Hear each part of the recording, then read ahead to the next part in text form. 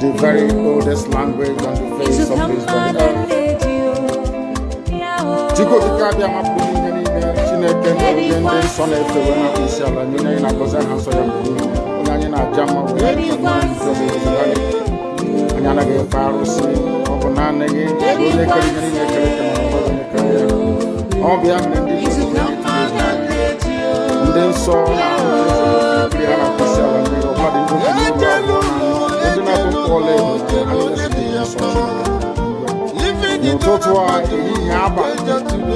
no one in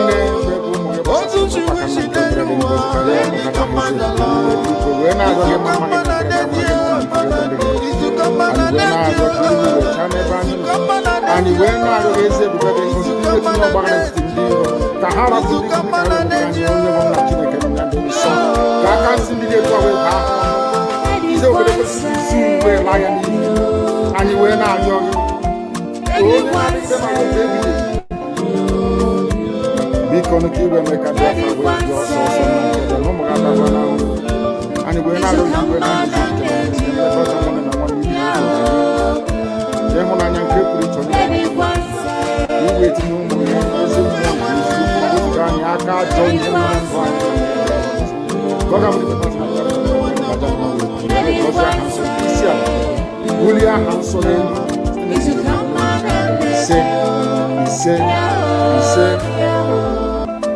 but you know what? They would like you to believe that someone is the cause of it. No.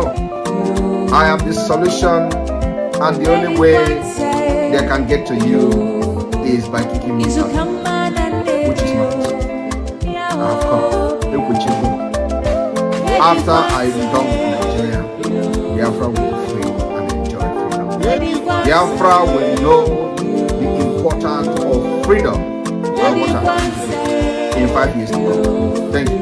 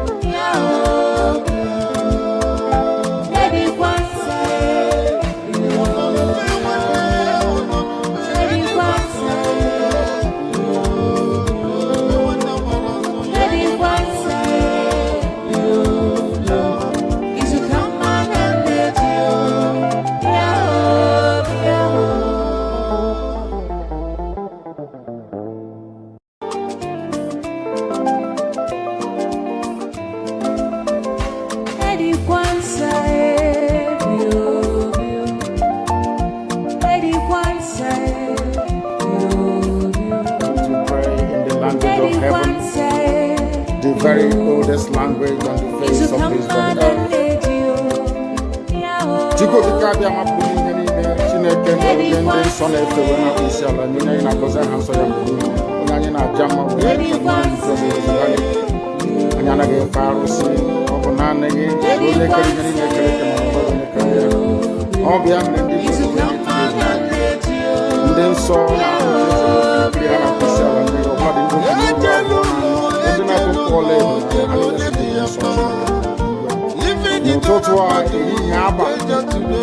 no one in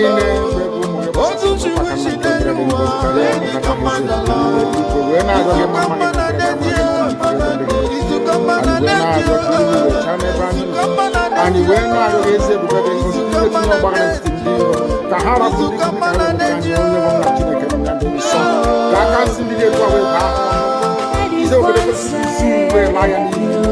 and you were not young. Be connected and make a difference with your source.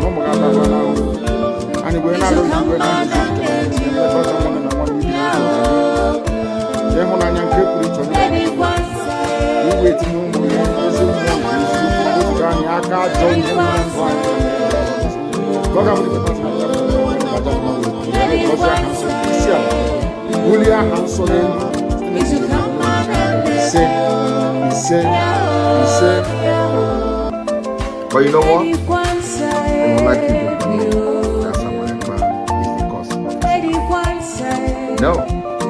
I am the solution, and the only way they can get to you is by kicking me out, which is not possible. I have come. Look with you. After I am done with Nigeria, Biafra will be free and enjoy freedom. Biafra will know the importance of freedom and what I can do in 5 years to come. Thank you.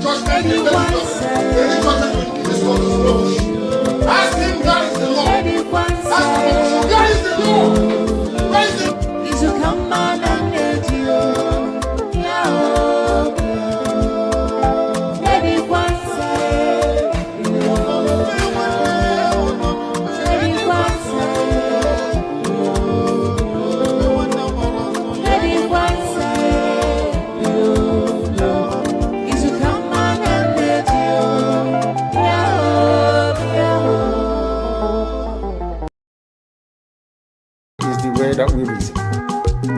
If not that the way we reason is very, very abhorrent, there is no need or reason why we should be suffering and complaining every blessed day without the courage to do something about it. Some of you tried to do something about it with the End SARS protest, but some of us quickly, or should I say some of you quickly capitulated because of your tribal affiliations or religious considerations.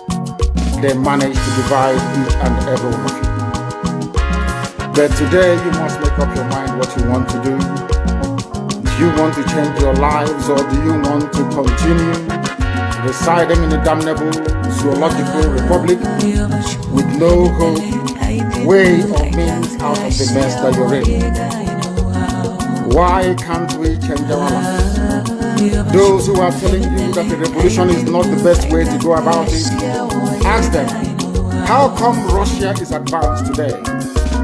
How come the United Kingdom, Britain is advanced today? How come Germany is advanced today? How come France is advanced?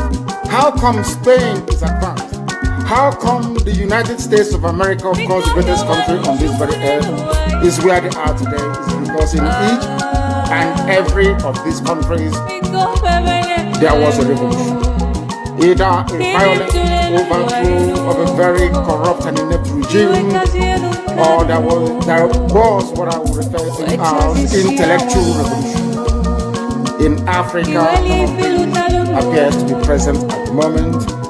Those of them that commenced the End SARS protest tried as much as they can, that the forces that be overwhelmed them, the forces of darkness, the forces of hate, the forces of retrogression, the forces of iniquity prevailed, especially with the help of their journalists and their media houses. But this time around, we must prepare ourselves. But before we do so, we must ask this very important question. Are we all prepared for this very change that is about to come? Are we mentally tough enough to withstand all the garbage that will be thrown at us? Are you strong enough to jettison every emotional consideration that has to do with tribe, ethnicity, or religion? Once we are able to overcome all of this nonsense, believe you me, this very next phase of revolution will stand and stand very, very strongly. Everybody knows that Nigeria is a scam, a very big one. Nigeria is being run by an extremist bunch of dictators called the president. All of you know this. Everybody understands this very fact that Buhari is no more. You know that Buhari is dead, everybody knows. But those still perpetuating this very myth that Buhari is alive are those pinning their hopes on 2023.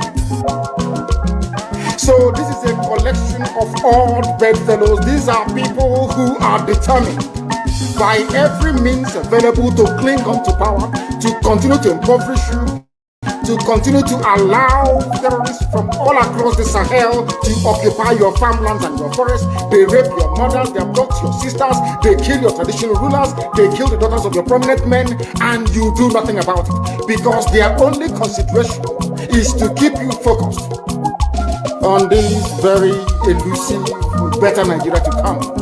You and I know that Nigeria can never ever be better. We know that very well. The whole world understands that Nigeria can never ever be better. Why are you pinning your hopes on it? You're pinning your hopes on it so you can go to Dubai like Atiku and the rest of them and buy houses for your wives and your concubines. You are doing so because you think it's the turn of your village to eat money. And I have consistently asked this question. Biden, that has just been confirmed as the US president, is he from your village? Boris Johnson from the United Kingdom, is he from your village? Is Angela Merkel from your ethnic group? I'm asking you in the zoo. But you prefer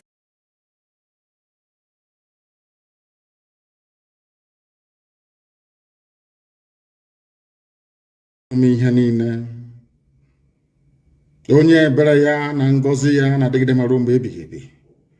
Onye ọ bụ naanị ya mazụrụ ihe niile. Onye dị ngozi site na ebighị ebi marụ n'ebighị ebi, nke mere ndị Igbo ji wee na-etu ya na ọ bụ naanị ya bụ ebighị ebi. Nna ndị nsọ, onye anyị dabere, anyị na-akpọku aha nsọ gị n'uhuruchi ụtụtụ ehihie abalị, n'ihi na ụmụ gị gbasasịrị ka ụkpaka ụwa niile gburugburu. Wee na-arịọ gị mma gị na ebere gị, amara gị na ọmịiko gị ebe ndị gị nọ, ka iru gị wee chaa n'ebe anyị nọ, ka i wee mere anyị amara. Anyị na-aga ike sị ka ha rabụ ndị kụziri kabiri anyị nna nke ebere dị ngọzi, na aka nsị ndị dị etu agabakwa ha ọnụ, na ka ha rabụ imirikiti bụ ndị kụziri wee sị na Biafra agaghị abịa, ndị dị etu agaghị adị, n'ihi na ọ bụ gị onwe gị bụ onye kpebiri na Biafra ga-abịarịrị. Ị bụghị mmadụ, ọ bụ naanị gị bụ Chineke, na ọ bụ naanị gị ka anyị na-efe wee na-aja mma.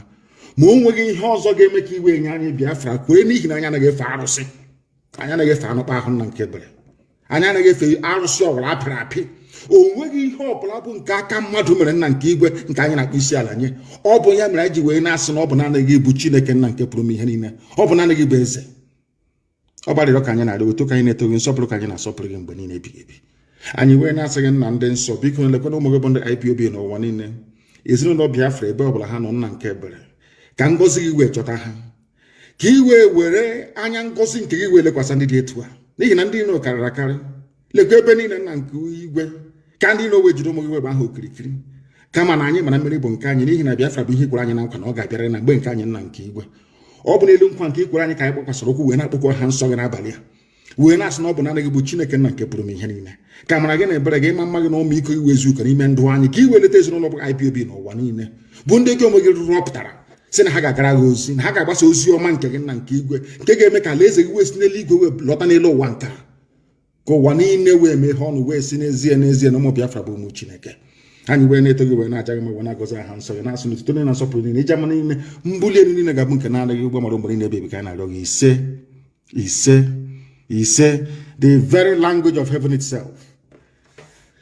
That is the language of prayers, and we have prayed this evening, and we must continue to preach this very gospel. It is not a particularly very fine evening for me because I have a very critical announcement to make later on, but we are going to do the best we can this evening to bring this knowledge to the world over. Before we proceed, I want everybody to go to Google. Those who can, go to Google, please, and Google this very news if you want, because every news that we analyze, every issue that we bring to your attention is verified, not just verified, but carried by zoo newspapers and media in general. By zoo, I mean Nigeria, because Nigeria is not fit for human habitation. Not even animals can live there. This evening, I'm about to prove it to you. I want to showcase to the entirety of humanity the stupidity of your average Nigerian. I want to prove to the world that your Nigerian, so to speak, is lower than an animal. I want to prove it to you. That anybody you see shouting one Nigeria, our country, let's move the country forward. I want to prove tonight with facts and figures coming from Nigeria itself that that very person is lower than a dog. I want to prove to the world that Nigeria is the embodiment of the stupidity of a black man. The existence of Nigeria lends credence to the fact that black people are inferior to white people. This evening I shall prove it to you with facts and figures. As most of you may know, I am not a sentimentalist. I don't believe in all those useless sentiment. If you claim that black people are equal to white people, that God made every man equal, then you should be able to reason the way that Caucasians reason. You should be able to do the things that they have done. You should be able to should I say, build and organize your societies the way that they too have done. We have never ever done any of these things. All we do is we beg, ask for handouts. When they are killing us, we run to the white man. When we cannot feed ourselves, we run to the white man. When things are going wrong, we run to the white man. Even the zoo, everybody is waiting for Britain, Daddy Britain, to speak before we know, should I say, the importance or the inevitability of the realignment of the political structure of Nigeria itself. Everybody's waiting for the Queen to speak, waiting for Boris Johnson to speak. Black people in Africa cannot do it. Everybody's waiting for a white man. And now let me prove it to you why I say that anybody calling him or herself a Nigerian is the most idiotic idiot in the world.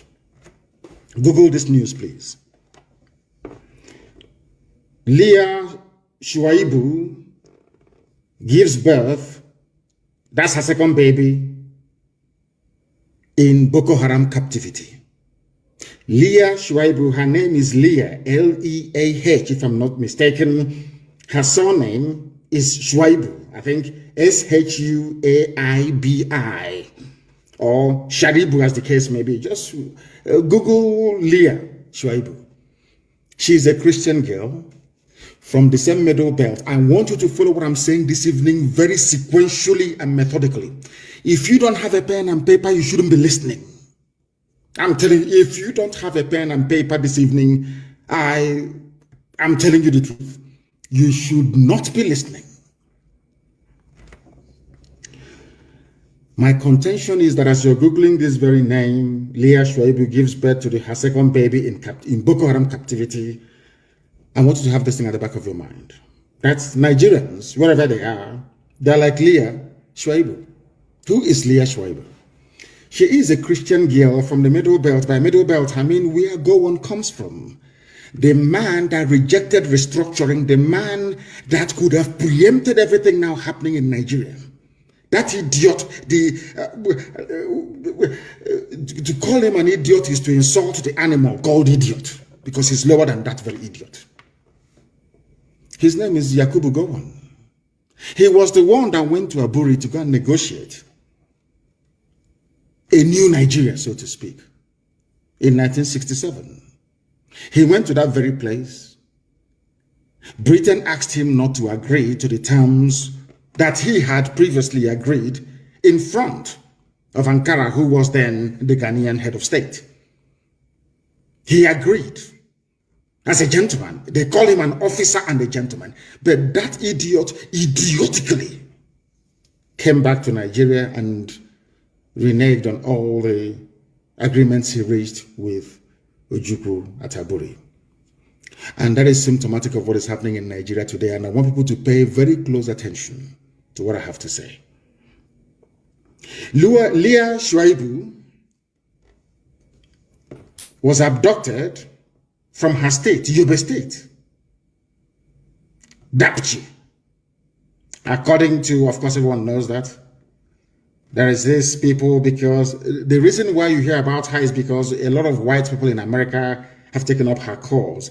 And I think that Reno Omokri and all the rest of them have been fighting to put her name out there in the limelight so that the world can understand what is happening. They call her a heroin Christian. People must pay attention. A lot of people will be very angry this evening after this very broadcast. But as you know me very well, I don't give a damn. She's a Christian.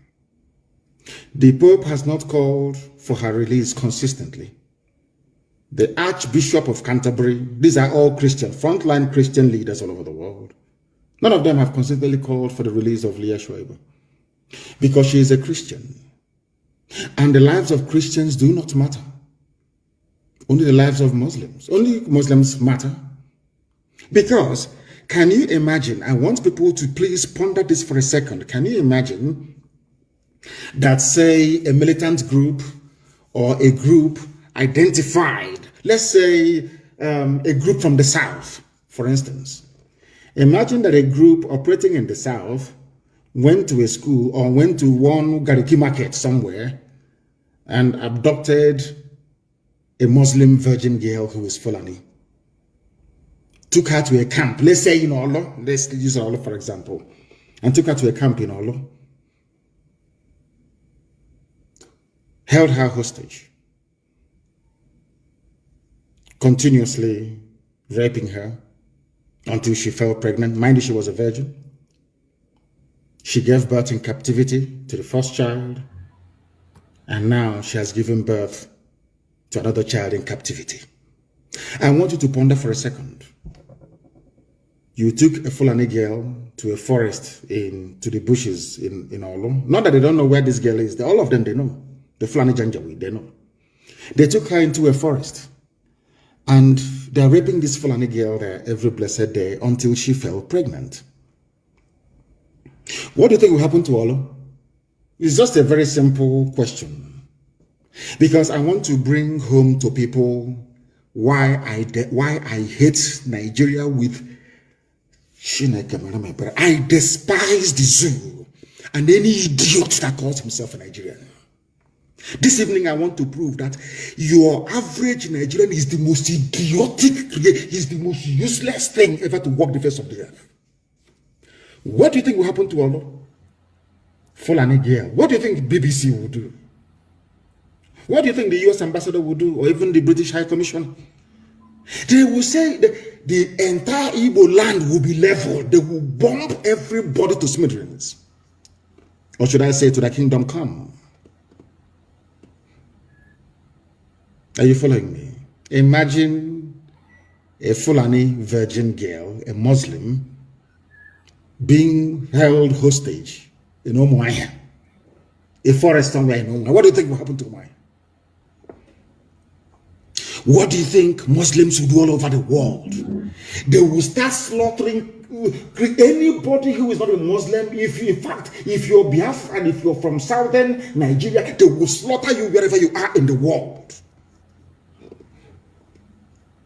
Now, this is why I hate Nigeria. People wonder why. I have my reasons. Because Nigerians are the most foolish, idiotic people in the world. Useless to the core. They thrive on gossip, on stupidity and silliness. They have no class, they have no shame, they have no grace. Nigeria is the most useless thing that man ever made. Do you know why this girl was taken? And it is called, I don't know, it is called comeuppance. She was taken from a region that's the person responsible for the mess that Nigeria is in today, which is Yakubu Gowon. He's from the Middle Belt. This young lady, I believe, is also from the Middle Belt. You have idiots on social media writing about Middle Belt. Middle Belt this, Middle Belt that.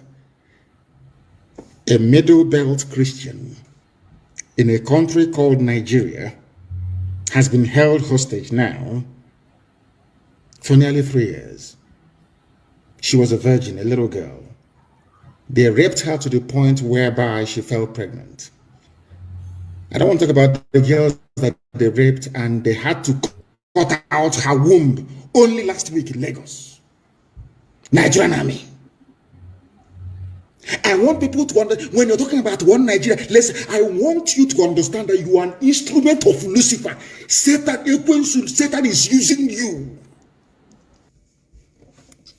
to perpetrate and to perpetuate evil. Only somebody from the bowels of darkness can ever say that Nigeria is viable. Only if you're working directly for Satan. And that Satan will destroy all of you. Because people are evil. Evil beyond human comprehension and contemplation. I'm telling you the truth. You people are beyond evil. Every idiot, it doesn't matter your political coloration. Every animal in the zoo, it doesn't matter how you think acceptable, you think people will see you, view you, or take you. As long as you wake up in the morning and you say, I'm a Nigerian, I swear to Almighty God, may God punish you, punish your generation forever and ever, because you are evil. Only an evil person can support a country where a little girl, a virgin, was abducted from her school, held in captivity for over 3 years. Rape after rape. Now she has her second child. And you people are not even ashamed of yourselves to be reporting it. She has her second child in captivity. Very flippantly, very dismissively. You people are evil. Do you see why God condemned black people? Because you're evil. You people are evil. You are satanic. There is something satanic inside you as a black person.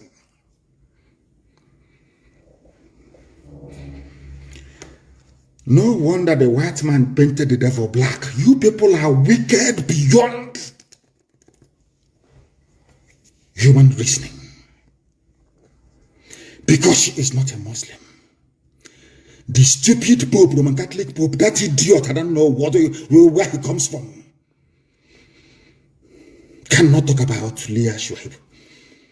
But he was busy praying and campaigning for Rohingya Muslims to get justice. Those fools in Canterbury, that idiot, Archbishop of Canterbury, those fools there, that you contribute your money every Sunday and send to. Leah Shuaibu is a Christian. They cannot speak. Because Muslim interests hasn't been threatened. The whole world is there. The American ambassador is in Abuja, a woman. I don't think she has any children. Because you cannot tell me that people that wield such influence, that has such clout, will keep quiet and a little girl. But they can find American soldiers who were kidnapped, or American aid workers. They can send Delta Force to release them. But you cannot send Delta Force. The US ambassador, a woman, cannot write to her government to say, we need to free this little girl. She has done nothing wrong. A very brave girl. She said, I will not renounce Christianity, my faith. Because of that, she's being raped by Muslim Islamic terrorists. And people are reporting the news as if it is just a joke. Leah Shuaibu now has second child. If God does not destroy Nigeria beyond recognition, I will stop believing in God. I'm saying it tonight. What I'm saying is terrible, it is awful, but I'm telling you the truth. Nigeria is the creation of Satan for the habitation of evil people. The highest concentration of Satan, the highest concentration of the most wicked people on the face of the earth are Nigerians. They are in Nigeria. They are in Nigeria. Some of you, when your stupid baby Nigeria will come, you watch it.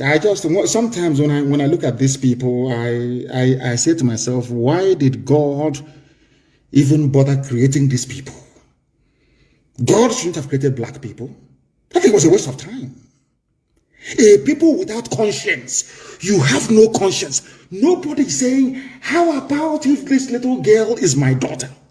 Nobody is thinking, how are the parents feeling? No. So you're telling me, one Nigeria, let's work for our unity, everyday unity. It was the same one Nigeria that put Leah Shuaibu where she is.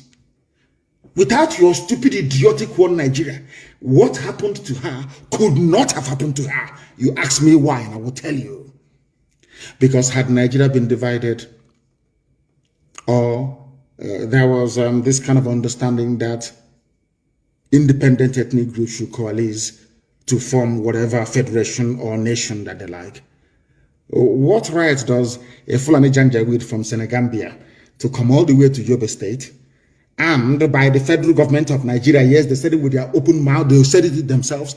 The guns given to them by Nigerian government to come and kidnap a Christian girl, to hold her in captivity, raping her every blessed day.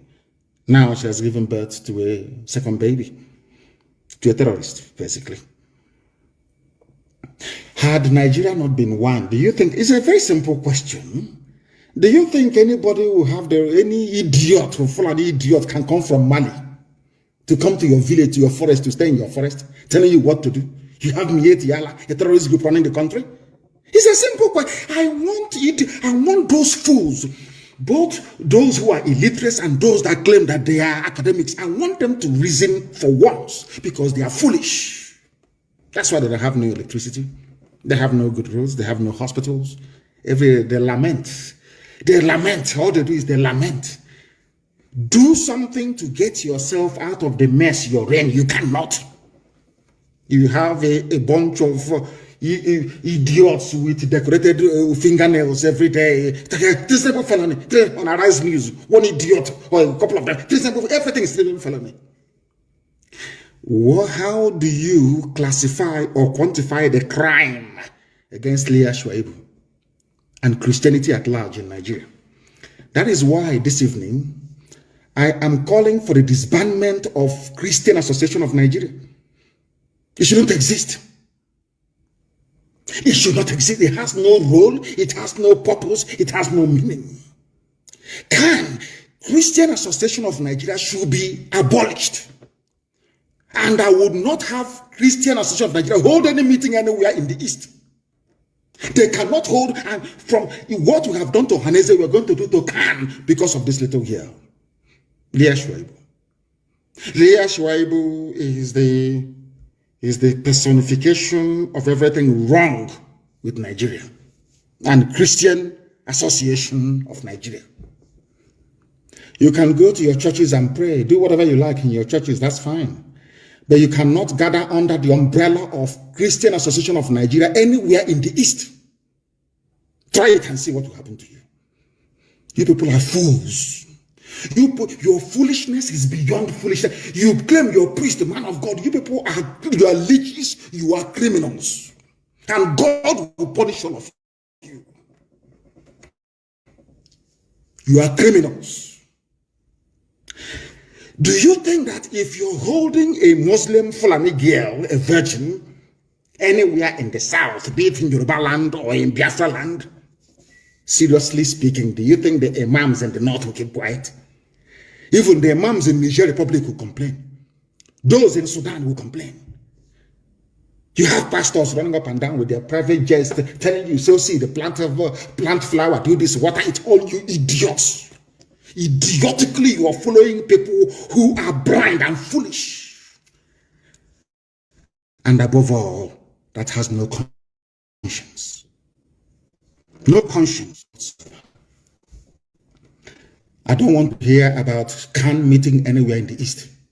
That useless, idiotic piece of rubbish. As useless as Nigeria itself. Look at Leah Shuaibu. What did she do wrong?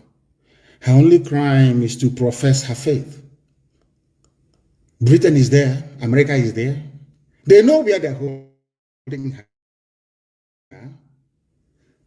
The world cannot say this girl has suffered enough. Let's go and rescue her. Because we are living in a very evil and wicked world. Where money rules. Fulani has all the money in the world. They have stolen all the money in the zoo. That is why even more idiotic are those calling themselves Niger Deltans, one of the most foolish people ever on the face of this earth as well. That oil that belongs to all of us, our oil and gas, because of your stupidity, the Fulani took it. And you're still living in that stupidity like we get in tomorrow morning.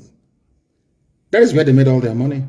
They can bribe Google to only put up bad news about Nnamdi Kanu or IPOB or Biafra. They go to America, they buy over the whole of Capitol Hill in America, identify corrupt US politicians and give them money. And when they talk about the pain and suffering of the likes of Leah Shwaibu, they say it happens everywhere. They go to Britain and the EU, they buy them over. Their war chest is now 34 billion US dollars. 34 billion that they're willing to spend. Is the world going to listen to somebody with 34 billion or somebody who has nothing? Look at Bill Gates, for instance. He can do whatever he likes and get away with it. Look at this idiot Zuckerberg, whatever they call the idiot. Look at him. They have money, they can do whatever they like. They can give you culture, a virus in a lab in Wuhan in China and give it to you and still sell the vaccine to you because they have money. I'm asking you, who do you think the world will? I want all these idiots. I'm Niger Delta. I'm from South South. I want you to, in your foolishness, to understand what you're doing to yourself. All because of your bickering. I'm this, I'm separate. Fulani is taking all the oil. They can kidnap Leah Shwaibu. They can get her pregnant. It's nobody's business. They buy over the whole world. Nobody will talk. They have the money. Britain will just say to them, oh, these are the guys with the money. These idiots from the north that are the ones with the money. And they go to them. And that's what is happening to you today, isn't it? In the zoo. That is why Leah Shwaibu is there. They're holding her. She has given birth to her second child, without conscience. Human race right now is just not fit for purpose. Not fit for purpose. All that people are concerned about is that let us legalize gay marriage. Let us, how can I put it? Let Islam continue to advance unchecked. That's what I'm concerned. The life of this little girl that is innocent. They said it was a virgin that gave birth to Jesus. This girl was a virgin. Destroyed. Completely destroyed. Every Saturday we go to temple to the synagogue to pray. Every Sunday we go to the church to pray. Some of you in the Islamic faith with conscience, every Friday you go pray. How many of you remember this girl? This girl is like you. The same way that they're holding her hostage is how Fulani Caliphate is holding all of you hostage. You are like Leah Shwaibu. The world can see what is happening to you as an average Nigerian. You have no hope, you have no future. Everywhere you go to, if you're a high-ranking officer in any parastatal, they remove you, they put Fulani there. They put Fulani there. All of you others are looking sheepishly talking rubbish every blessed day. 2023, I'm from Nigeria, from South South, our oil, our gas, all these idiots everywhere. Fulani have done their homework. And you're dancing to their tune. You're like, every Nigerian is like Leah Shwaibu. All of you, you are being held hostage. The world can see that you are no longer in control of your future. But there is nothing you can do about it. Are you telling me, tell me where else in the world that this will happen? CNN will have it on their front page every day. Ask yourself, why are the likes of CNN, CNBC, Fox News are not carrying it? Because they have taken money from Fulani. They know how to share money very well. And you're telling me that this world is fair. You're telling me, can you even imagine what the parents are going through? Some of you with children, if you have a little girl, go back to your bedroom. I'm sure some of them are sleeping. Look at that, your little girl. Imagine that somebody invades your home and takes the little girl away from you. In the next 3 years, you hear that your daughter, your 14-year-old daughter now has 2 kids.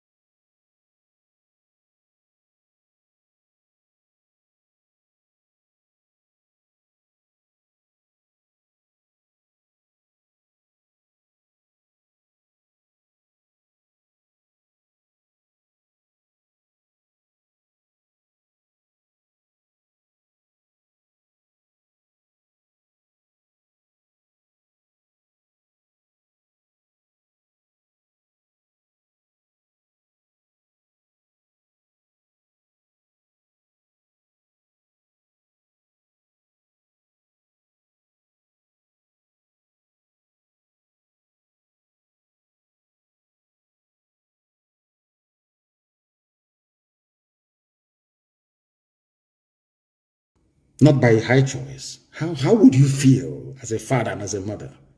That is how the parents of this girl is feeling this evening. Spare a thought for them. All of you shouting one Nigeria, one Nigeria, one Nigeria, one Nigeria. Have you seen the mess you put this girl in? Because the more you continue to talk about one Nigeria, the more the Fulani terrorists will come. They're never going to stop. Do you think they're stupid? Every head of security is them. Are you foolish? Majority of police commissioners are them. Are you daft? They control customs. They even control fire service, civil defense. Are you? Sometimes I wonder the type of school some of you went to. Are you that foolish? You were there when Onogen was removed. I didn't hear anybody shouting Niger Delta or South South. He's our man. No. Nobody. Every person who says that he is a Nigerian, believe you me.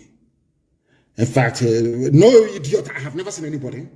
When I was in the US, I was when I see somebody, oh, I'm from Oduduwa, I'm Yoruba. Nobody said I'm a Nigerian. Nobody, not a single soul.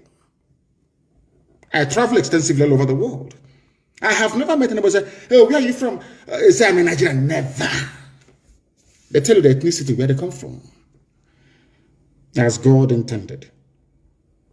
They are busy convening, the convener of the US Nigeria Law Group. In a country where there is no law, you have lawyers. Isn't that a shame? In a place where there is no law. Are you telling me that should CIA or MI5 or MI6 put their mind to it, they cannot tell you where Leah is? Is that what you're telling me? But you've managed to find an American hostage, but you cannot find where Leah Shwaibu is.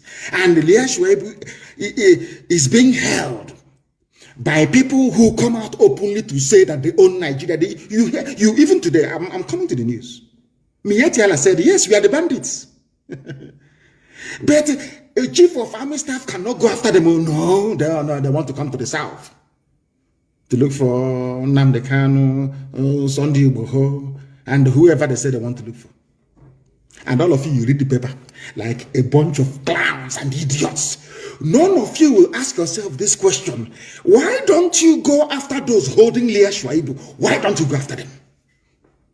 All of you are easy. You see, I think that Nigeria has a way of turning some of you into or not has a way, has turned all of you into both those that with Nobel Prize and those who professor, everybody is a fool in Nigeria. He's a complete idiot in Nigeria.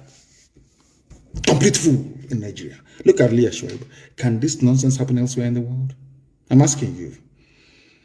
Can this rubbish happen elsewhere in the world? Every Sunday you go to Catholic Church, you contribute money, you give to the Pope. You go to Anglican Church, you donate money, you give to Archbishop of Canterbury. You go, you give Methodist Church, they send it to heaven knows where. Baptist Church, God knows where they send it to.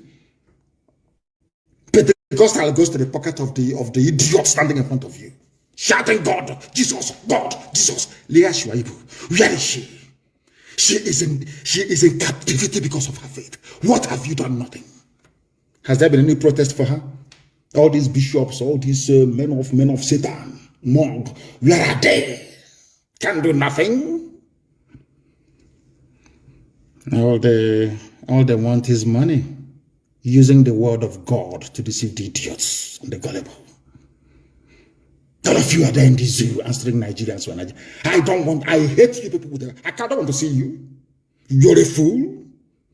You are a creation of Lugard and what's her name? Shaw. What's her name again? Flora Shaw. You are the creation of your fellow human being. I feel sorry for you people. Animals in the zoo. Zoological Republic. People without shame nor honor. Well, let's go on. I'm heading a prayer group. Abdul Salami Abubakar looks like a Calibos monkey. He's busy telling you I'm a reconciliation of law. Reconcile what? So Fulani can take my land? So you can conquer me? Then do your one Nigeria? That is the only purpose that Nigeria serves. Is to head, it's like, have you seen where those, they call them the shepherd dogs, where they're heading sheep into a pen or into a circle? Go and Google it. I used to watch it on BBC, on Country Life program. They train the dogs to be shepherding the sheep.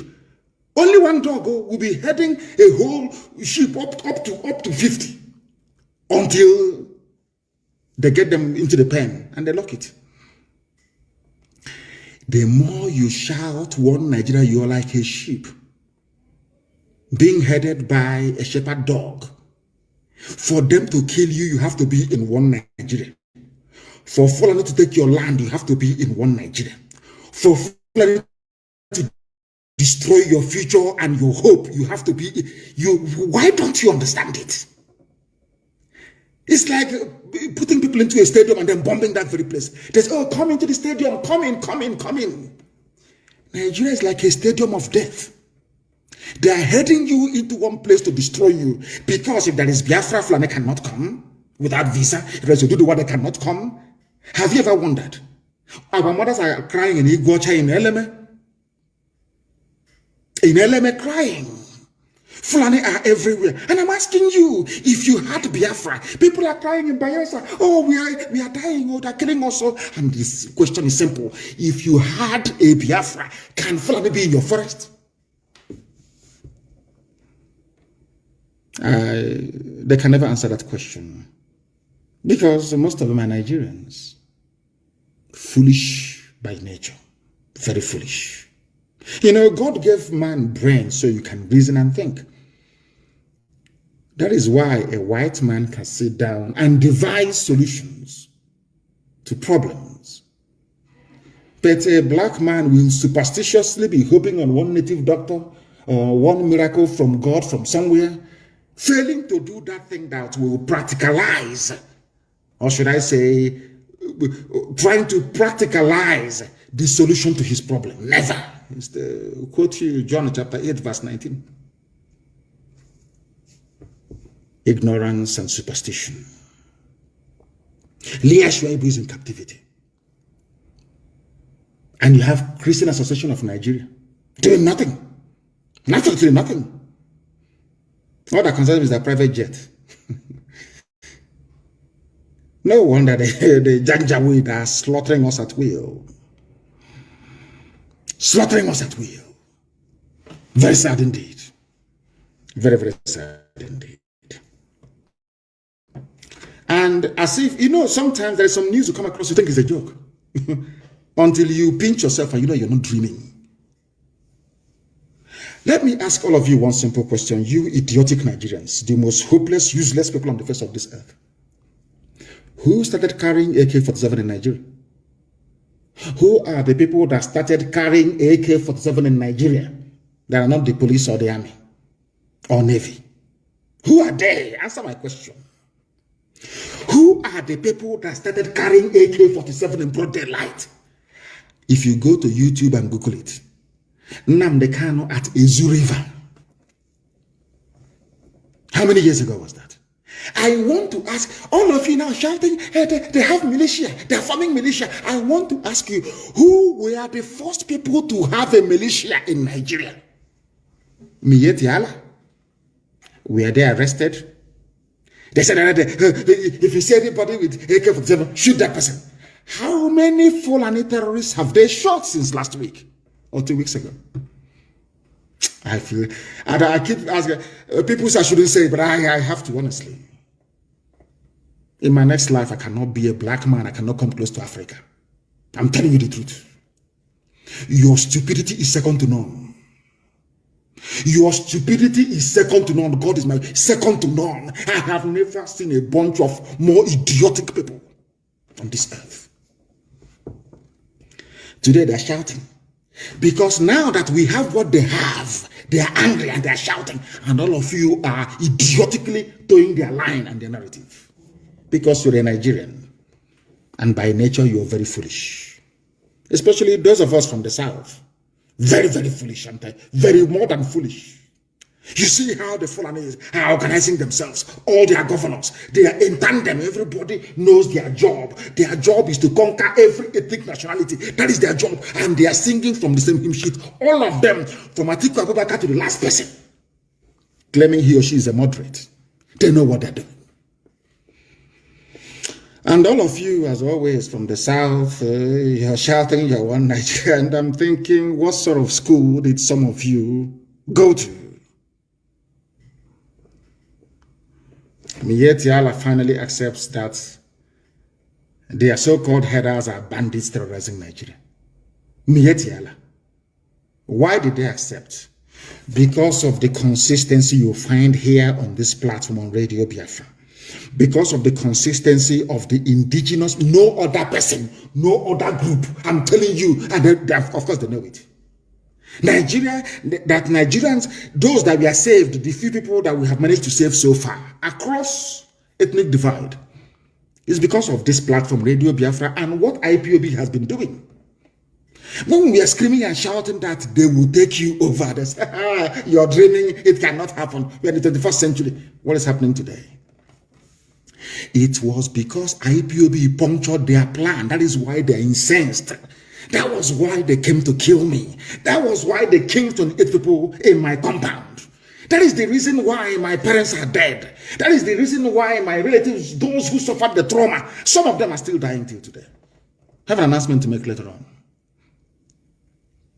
Because IPOB discovered their plan and destroyed it 2 years in advance. That's why they're upset. That's why they're angry with us. That's why they say proscribed. When they write proscribed IPOB, even the Yoruba journalist in Lagos writing proscribed, the idiot knows very well that Mietiala are the real terrorists in Nigeria. You know, in those days in Aba, when we see as children, we used to observe people be shouting, hey, Tifo, Onyoshi. They want to stone or kill that very person. They want to mete out the kind of a mob justice against this individual. The individual will turn around and start, will now join the mob to be shouting, Tifo, catch him. So you don't know who is the thief anymore. That was the game, the clever game that Fulani Janjaweed played on all of you. Once you rise up to point them out for who they are, those, no, he's Christopher Fulani, kill him. And all of you from the south, as idiotic as you always have been, because had Azikiwe and Awolowo got their acts together, this nonsense won't be happening. The same idiocy then is now, of course, we've destroyed it. It's no longer happening. Do you understand? Are you now beginning to see why I told you that tonight's program is like no other? You know me, I don't take prisoners. I don't give a damn. I don't give a toss what you think, what you might gossip about tomorrow. That is your useless business. It's not mine. You know, I don't give a damn. I don't care. Who are the bandits terrorizing people? Mietiala have been telling you from day one. Today they opened their mouth to say we are the terrorists in Nigeria. And on the same day that Mietiala is saying we are the terrorists, that same day that the army is saying we are going to the south to bomb everybody, to kill everybody. Not to bomb Mietiala or to arrest them. No. I said by their own admission, from their own mouth. I'll read it for you. It's news from the zoo. Do you see why we formed ESN? Eastern Security Network. It is because of ESN. That is why you have not been colonized. You can see what they're doing. Do you know that Yoruba people are refugees in Benin Republic? It seems some of you don't even know what is going on. Out of shame, some Yoruba people don't want to carry it. Out of shame. Because if they carry it, they will say that this is a fulfillment of the prophecy carried out by Nnamdi Kanu many years ago. I told them, you will suffer. You will suffer. You will suffer it. The same thing we suffered in Biafra, you will suffer it. Get your acts together. Do you know there are Yoruba people in Benin Republic as refugees in refugee camps? And they are busy, they are idiotic editors in Lagos writing proscribed. Whereas his relatives are in Benin Republic as refugees. Who sent them there as refugees? The same person that is telling him, oh, please call IPOB proscribed. The same idiot telling him to, and he write it, is the same person responsible for sending his family on should I say, into refugee camp in Benin Republic. But the editor of maybe Punch or all these idiotic papers in the West, they went to school. They're intellectuals. You know, the version of intellectualism in Nigeria, sometimes I wonder, seriously, I'm perplexed. You're a journalist and you went to school. And you're an intellectual, yes? Somebody from Abuja, Fulani Janjawood will call you and say, I saw your report yesterday. You did not say that Nnamdi Kanu is a fugitive, that IPOB is prescribed. Why? You say, okay, sir, all correct, sir. Fulani will rule forever, sir. Yeah, no problem. Okay, your money is on the way. You get a lot soon. A lot of 4,600 naira. And then that same phone you're using to answer a call from a Janjaweed from Abuja, you get a call from your village to tell you that your mother has been killed, your uncle killed. Your relatives have now fled to Benin Republic as refugees. And you're an editor in Lagos, Punch newspaper, writing prescribed. Whereas the same people have now proscribed your village. And you are now in Benin Republic. Who is the fool? I feel sorry for these people. 4,600 naira a lot. Can't you see? I called them proscribed yesterday. Can't you see? I said that Nnamdi Kanu is a fugitive. Didn't you see me? Fulani is just playing ping pong with her. You people are fools beyond fools. I'm telling you the truth. People are idiotic. Idiotic beyond idiocy. Useless Nigerians. Animals thinking that, assuming they're human, you people are not human beings. You can't reason very well. No bunch of human beings can reason the way you do. Nobody challenge you, nobody on this earth. Embodiment of stupidity. Let me tell you the news in Nigeria. You know, if you're dreaming and you hear this type of news, you say, yeah, it's a dream. I shouldn't be bothered. But it's reality. The fourth largest and most deadly, in fact, now number 3 in the world, Fulani terrorists. They are the people that started bearing AK-47 in open broad daylight with the help of the army and the police. Now ask yourself this question. A Fulani pastoralist, as they call themselves, who gave you the gun you're carrying? You know, Nigerians are very foolish. They don't ask simple questions that they cannot ask. This gun you're carrying, you've been carrying this gun since the year 2013. Who gave it to you? You claim you don't have money. Even if you sell one cattle for 150,000 naira, where did you buy this gun from? That is the simple questions that Nigerians are not able to ask themselves. Now you understand it? Do you see why they want us killed? Do you see why they want me dead? Do you see why they demonized IPOB and Biafrans? This is the truth they don't want you to hear. It's a simple question I'm asking the Chief of Army Staff, Chief of Naval Staff, Chief of Air Force, Chief of Asorok, Chief of Gombe, all these idiots. I'm asking you, where did an ordinary poverty-stricken Fulani pastoralist get AK-47 from? A very uncomfortable question. By the time, even if you begin to ponder this question over and over, by the time you begin to provide answers, it leads back to Fulani government in Asorok. Fulani soldiers commanding a 32 battalion artillery. It goes back to Fulani police commissioner. They're all in it together. All in it together, all of them. One accord, they know what they're doing. You see, intellectual, you're talking rubbish. Speaking grammar, they don't understand. Whereas Fulani is in their forest.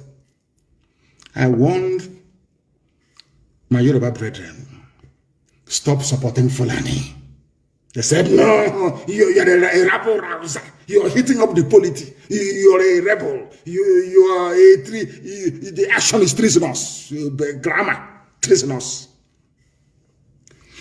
But now there are Yoruba people in Benin Republic as refugees. Who gave them this new refugee status? Is it IPOB? Or is it the same people that IPOB has been warning you over the years about? Now who is the fool?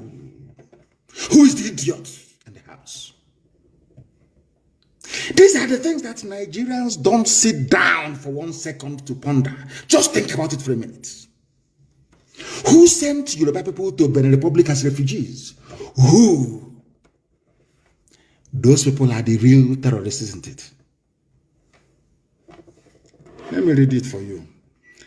the umbrella body of headsmen in Nigeria, the Miyetti Allah, Kotal, Hore, whatever that means, or horror, I should say, says headers are facing so many challenges from hostile host communities, including vigilante groups and other criminal elements who rustle cows in the country. Now listen. The group said some displaced herders in the country who were dispossessed of their cows end up becoming bandits. You see how that's going to justify it? You know the way that Britain tried to justify the slaughter of 5 million Biafrans. The one idiot the other day, is it Doyin Okupe, one fool like that, made the same mistake of saying what Britain had in store for us. Because you killed Sadwana of Sokoto, they said. Who killed Sadwana of Sokoto? His name is Chukwumanzogu. And where is he from? He's from Panama. In a place you call Delta State. In a place you say is not Southeast, is not Igbo. They are Deltans. Look at how they're playing. I told you they're playing ping pong with your brain. Somebody you claim is not Igbo killed Sadwana of Sokoto. You said Igbos killed him because of that. Let us kill Igbo people. When I go to Panama and I say, Panama people are my people, you say, no, they're not. They're Delta. Don't come here. They're Niger Delta. But the person you claim is responsible for the punishment that you're now giving out to all Igbo people, all Biafran people, by extension, he's not an Igbo man, according to you. You said Nsogu is from Delta. He's not, he's the Niger Delta. As useless Wike is. And now you are killing Igbo people because of a Niger Delta person. Yet they're not supposed to be together. And we accept all. Zoo. God have mercy. I'm just trying to point out how foolish a Nigerian is. That's what I'm trying to do. Nigeria is the most idiotic thing on the face of this earth. Somebody's from you claim he's Delta. He's a Niger. Don't come here. We are Niger Delta, so don't come here.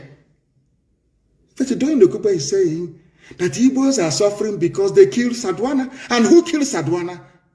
Chukwumanzogu. From where? From Niger Delta. And you're telling me that we are okay. No, seriously, no. Jokes about, are we normal? People that listen this way, are we okay? He's not an Igbo man. But when you want to kill Igbo, he becomes an Igbo man. He said that the bandits terrorizing you, those that took Leah Shuaibu, because everybody is now doing everything under Boko Haram, which of course is a lie. It's not Boko Haram. These are Fulani bandits sponsored by Fulani governors and politicians. And when you want to talk, they say, look, our unity is in danger. Go to our unity. You know, when you want to, in those days when we're very small, if you want to, let's say you're there, because people wonder why we say everybody's our brother and why we have this camaraderie in us. Because as children, our parents, so to speak, or guardians will put a sauce in one pot. We eat from one plate. All of us, from one. People think it's a sign of poverty. No. It is bonding beyond bonding.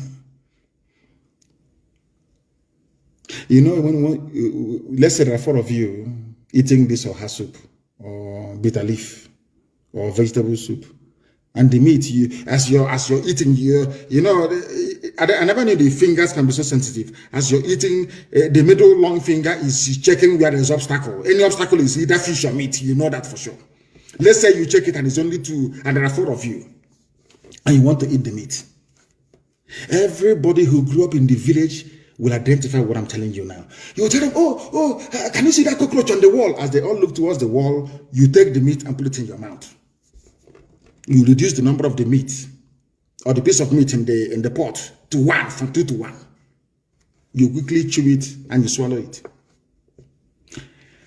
The reason why you were able to do that was because you distracted their attention by pointing them to something that caught their interest.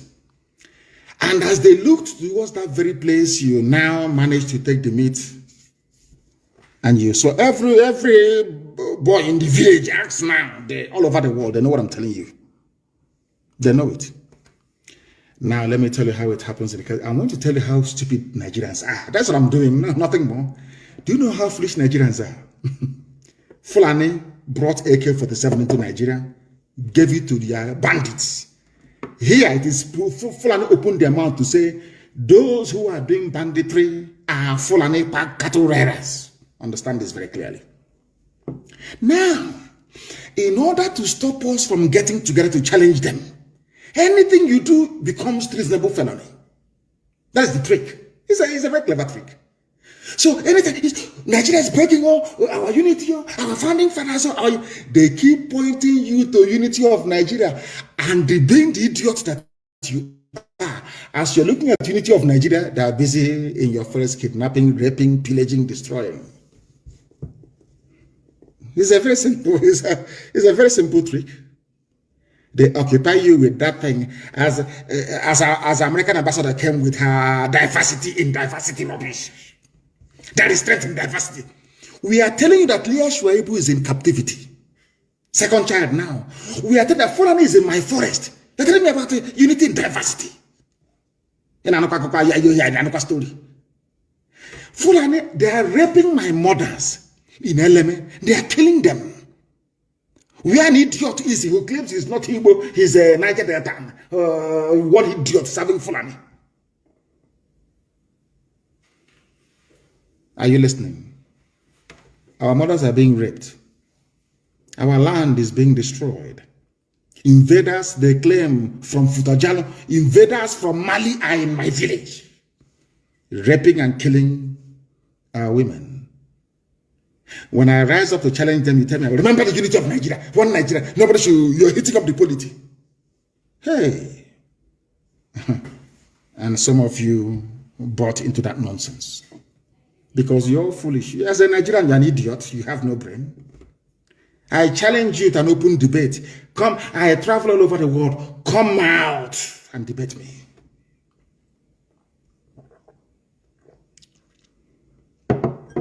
Shoyinka never uttered a word against Fulani bandits until their cattle ate his cabbage and carrot.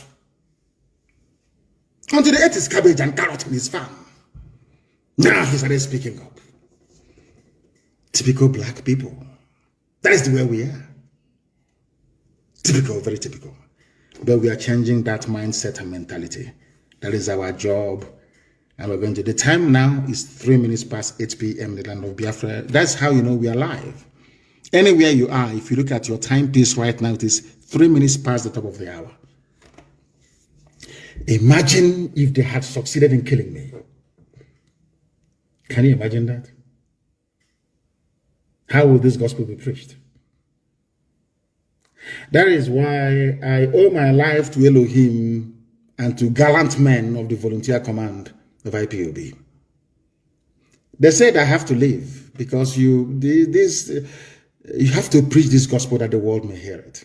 If not, by now I'll be a dead man. And all of you in Nigeria, being as idiotic and useless as you are, by now you would have forgotten. You people is the principal reason why I believe that black people are mentally defective. We are not sound mentally. You may cry and curse and complain. In the next 6 months, you come back and tell me, oh, but you're right, oh. Nigeria is the reason why I believe that the black race is cursed. Because the bundle of stupidity in the brain of somebody who calls him or herself a Nigerian is enough to convince me that black people are useless. Children are listening, and I want parents are going to answer difficult questions tonight after this program. Your children will ask you, but daddy or mommy, what are you doing? What did this little girl do that is being held in captivity now for nearly 3 years? What's her crime? What will you tell your child? It's the crime of Leah Shuaibu. What did she do wrong? What crime did Leah Shuaibu commit? Her only crime is to be born a Nigerian. That's her only crime in life.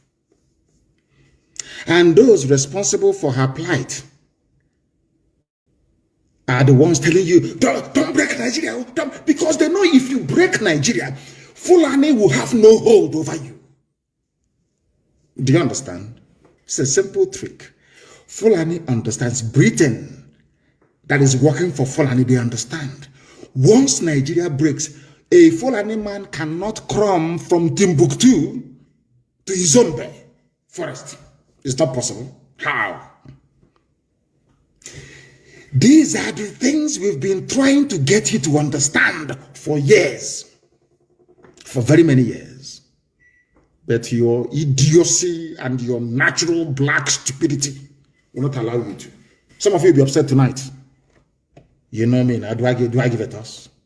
Does it bother me? You can, and maybe tomorrow you gossip, or cause lumpy. You can never be me. Not now. Not even in your next life. Ugo Jr., if you don't know, let me tell you. The terrorists. They said it. And the Southeast will support any policy by the government that seeks to stop the clashes between, because we have said enough is enough. That was why we formed ESN. Enough is enough. We're not going to have it. Now they are saying we will abide by any law. And we are saying it is too late. I don't want to see Fulani moving cattle around. No. They'll be chased and they'll be destroyed. It's an order. I'm saying it. Copy me and send me to the whole world. I don't care. Anywhere, my order to ESN is this. Anywhere you see Fulani in the open grazing their cattle, destroy them.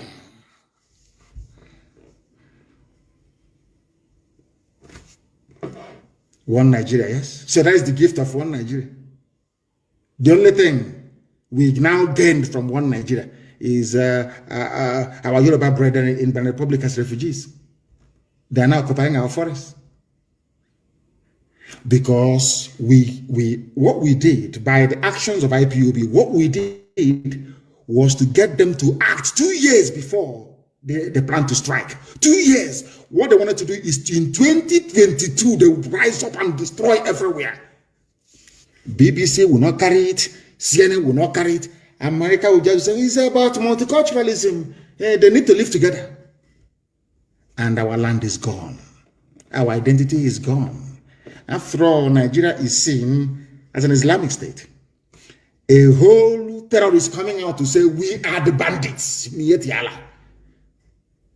These are the same people that Asorok, the so-called presidency of Nigeria, said that they are legitimate stakeholders in the governance of Nigeria. Go and Google it. Mietiala is a legitimate stakeholder in Nigeria. Go and Google it. By Garuba Shehu. I don't know if it's the acting Buhari now. I don't know. All of you are Nigeria. We Nigerians. This is our polity. We Nigerians. We are Nigerians. Stupidity on top of stupidity. Terrorists are the ones ruling you. They are the ones who shout, treasonable felony. Now tell me, what is more treasonous than bandits? What is more treasonable than what Fulani did to Leah Shuaibu? Please explain to somebody. Please explain to me. What is more treasonable or treasonous? Has the love to treasonous? He's treasonable. Do you know what it is? He's treasonable, Fulani. He's treasonable, you idiots. I never went to school. Rara. This UG, I feel sorry for you people. Black. Tofiakwa. People who cannot reason very well. A terrorist group came out in the open. We are the rulers of Nigeria. Terrorist group, terror. Mietiala. They travel with a motorcade. We shall deal with them in the land of the rising sun. We have started, we're not going to stop. We will sacrifice everything sacrificable. We are about to teach them a new dimension of madness they have never seen before. If they bring this war to us, I told you people many years ago, and I'm repeating tonight, for every one suicide bomber you have in Boko Haram, I'll give you 10 in Biafra land when the time comes. Fulani cannot take our land, not while I'm alive, it cannot happen. God is my witness. Fulani cannot take 1 inch of Biafra land or send us into exile, it can never happen. Terrorists are in charge of your lives, and you're busy speaking grammar. They're tracing us because on television. They're like a retired prostitute with her finger painted on Arise TV talking rubbish. Treason level. Is that not true?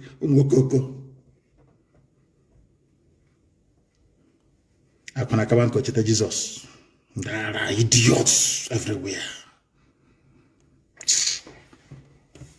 We will kill all non-state actors in the forest, says Chief of Defense Staff, Major General Lucky Irabo.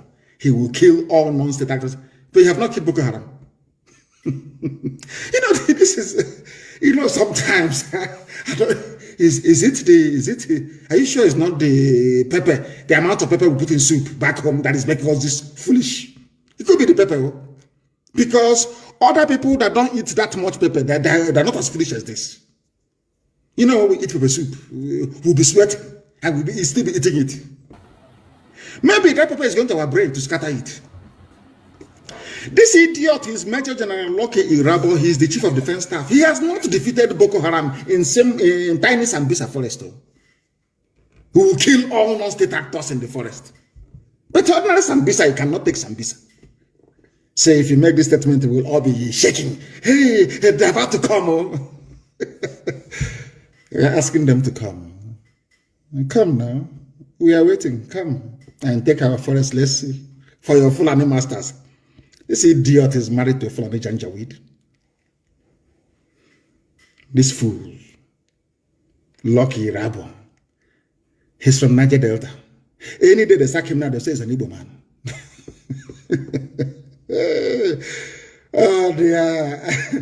I have seen enough stupidity in Nigerians that I don't think that no wonder the rest of the world is doing very well. God packed the whole foolishness in the brains of people that call themselves Nigerians. Wild beasts, animals everywhere. Chief of Defense Staff who will kill all non-state actors in the forest. In a country that it claims they're not at war. Where they have the law court. So there is no, what it's telling you is that Nigeria has no laws now. Imagine an American general, Chief of Defense Staff in America coming out and saying, we will kill everybody in the forest in America. They will tie the idiot and put him in a mental home and say, you're not well. But this one is the Chief of Defense Staff. Chief of Defense Staff. I will kill everybody. But ordinary Sambisa, you cannot take Sambisa. Ordinary Sambisa forest, you can't take it. Sambisa held by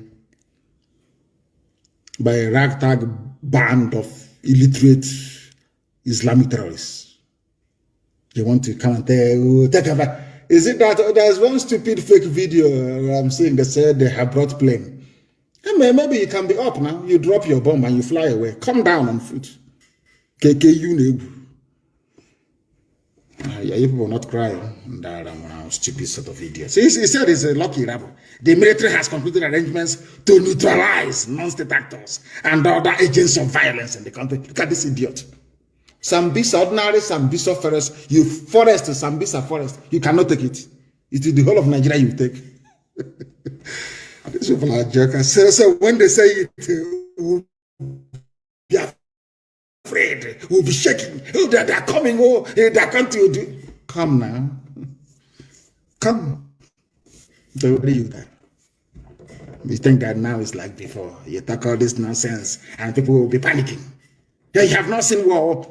We have seen war. There was war. In my compound, there was war. I have seen it. And when the time comes, I will release a videotape of when they were shooting at me at Obakala Junction, Nigerian Army. Chiko Kabema said I will not die, and I didn't. Well, at the right time, I released the video. Who will kill on non-state actors. But Boko Haram is busy sacking your barracks in the north.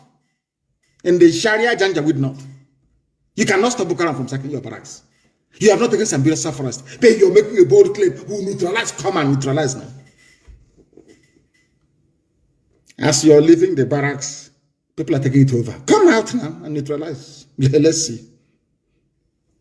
You people come into all looking like a vulture soaked with rainwater, hiding. Some of you read the reports on Sunday. What did they tell you? ESN is active everywhere on the ground in our land. Even today, Sahara reporters that loves writing about Southeast. Today they said that ESN is also in the South, We are everywhere. If your village is under siege, we are coming. I assure you we are coming. And our people are responding very well. They have woken up at last in America. As I told them that they will. I cursed them in America for eating too much hamburger and drinking so much soda. And I said, after saying what I said, you people will still fund the defense of our land. And now they are doing it. They will fund it. All of you will fund it. We'll defend our land. You want me to leave my land to Fulani to take over? Is that what you seriously? Is that what you think? Whilst I'm alive? That's rubbish. No, it can never happen. This general, I don't know, his name is Erabo. I want to tell him something.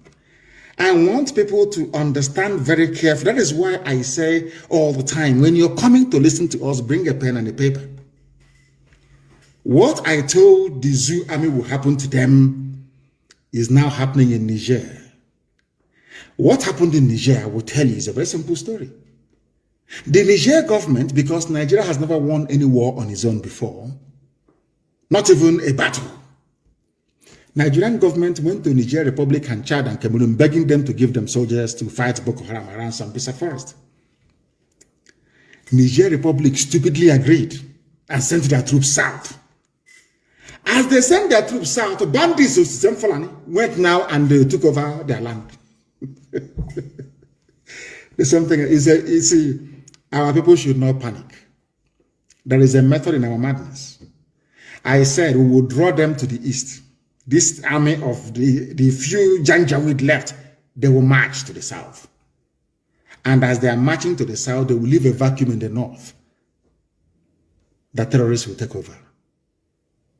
And the north will no longer be habitable for the next 92 years. You doubt me? Go to Syria and to Yemen. Go to Somalia. That's what's going to happen. You call them bandits, but we know they're terrorists. So as they move the Zoo army into our land, their flank at the back will be open. I don't want to bore you with military terminologies now this evening. Before they'll start saying, when did he go to military school? When did he go to military school? But their army, because they're very foolish, they're fallen, they're Janjaweed, they're very hopeless. They will come down south. They will come. And when they come, they open their back to terrorists from the north. And I have never seen, this idiot is talking about bombing every forest, which is impossible militarily. Any army, anywhere, no matter how powerful you are, if you're on a battlefield, you only face one direction. If you're fighting an enemy at the front and another one at the back, you're finished. But he claimed he's a general. He went to Sandhurst, he went to Moms, all these stupid places he claimed they always claim they went to. This is a general talking like a kindergarten fool, like somebody who never actually been into a classroom before. You're a military man. You want to move your army down south. When you have a formidable Boko Haram at your back, you're coming to meet us in the east. You are coming. You will see us. Of course you will see us. You meet resistance in the west. And you are in the middle. Boko Haram is chasing you from the north, from your rear flank. We are chasing you from the east. Oduduwa is chasing you from the west. And you claim you are an army that you will survive. And you're a general. Oh dear. I know that Nigerians are stupid, but your generals are even more stupid. You can drop bomb from air, that is true. But also as a general, you know you must commit troops on the ground to win any war. You can drop as much bombs as you like from the air. You must come down. You must place boots on the ground. That's why we're waiting for you. And you come, we are waiting. I said before that people think I'm just fighting for Biafra, no? The strategy we're deploying is very simple. At the end of the day, there will be no Nigeria. The name Nigeria will be erased from history books. Let their army come.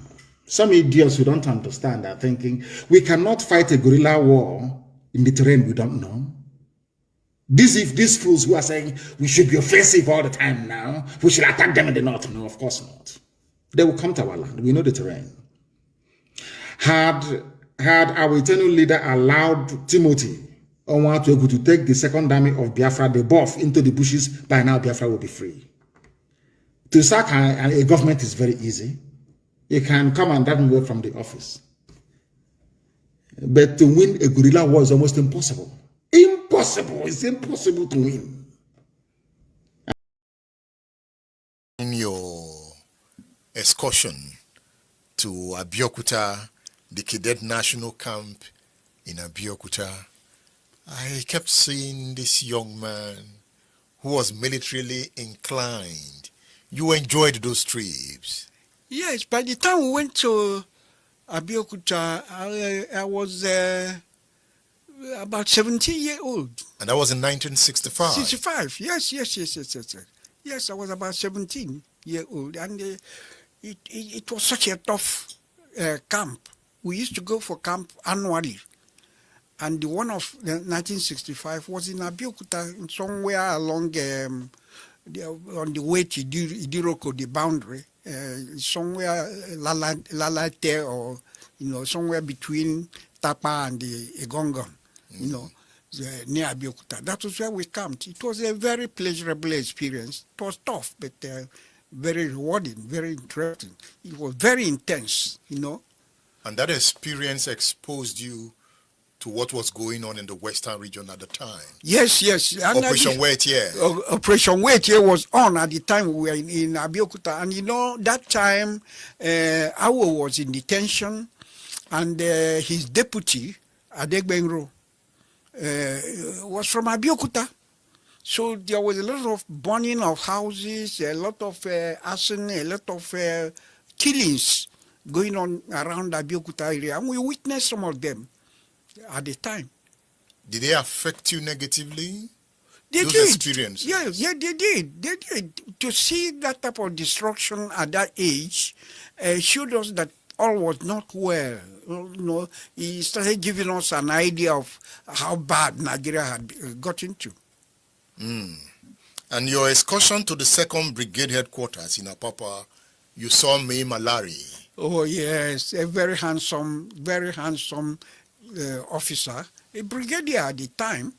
But don't forget, when you say brigadier, he was only about 30-something years old. He wasn't up to 40 years old. You could call him a boy now. A boy now, yes. But you can imagine, he was such a very, would I say, he had a commanding posture. He was quite strong, quite agile looking and all that. And you admired him so much. And by that time when you saw a soldier, some of these people you hear of, I saw Ifaduna, they were young people, yet to become 30. They were in their 20s. Some of these people you hear of, we are quite young, So all that, again, makes the army more attractive to you, and you see the bonding in the army, the esprit de corps. You see them, they behave like brothers. You don't know who comes from where, unless you are told. You wouldn't know from where anybody comes. And if they were to speak any Nigerian language, all of them spoke Hausa. Yes. Hausa was it was about the lingua franca in the army. So you didn't know people by their ethnicity, ethnic origin. They were all Nigerians. So all that made the army more attractive. And you wanted to join? Yes. I was determined to be there. So by January 1966, when you began to hear the story of the first coup, and when the names of the plotters and the executioners began to come out, how did you feel? Oh, I tell you, at first we were happy, thinking that that would be the end of Nigeria's problem. Because let's face it, between 1964 and that January 66, Nigeria was in real turmoil. After the 1964 federal elections, up to the 65 Western elections, Nigeria was not in good shape. So when we heard there was a coup and the army had taken over, we saw it as a relief. We saw it that, okay, things were now going to be better in Nigeria. We didn't know it was the beginning of our suffering.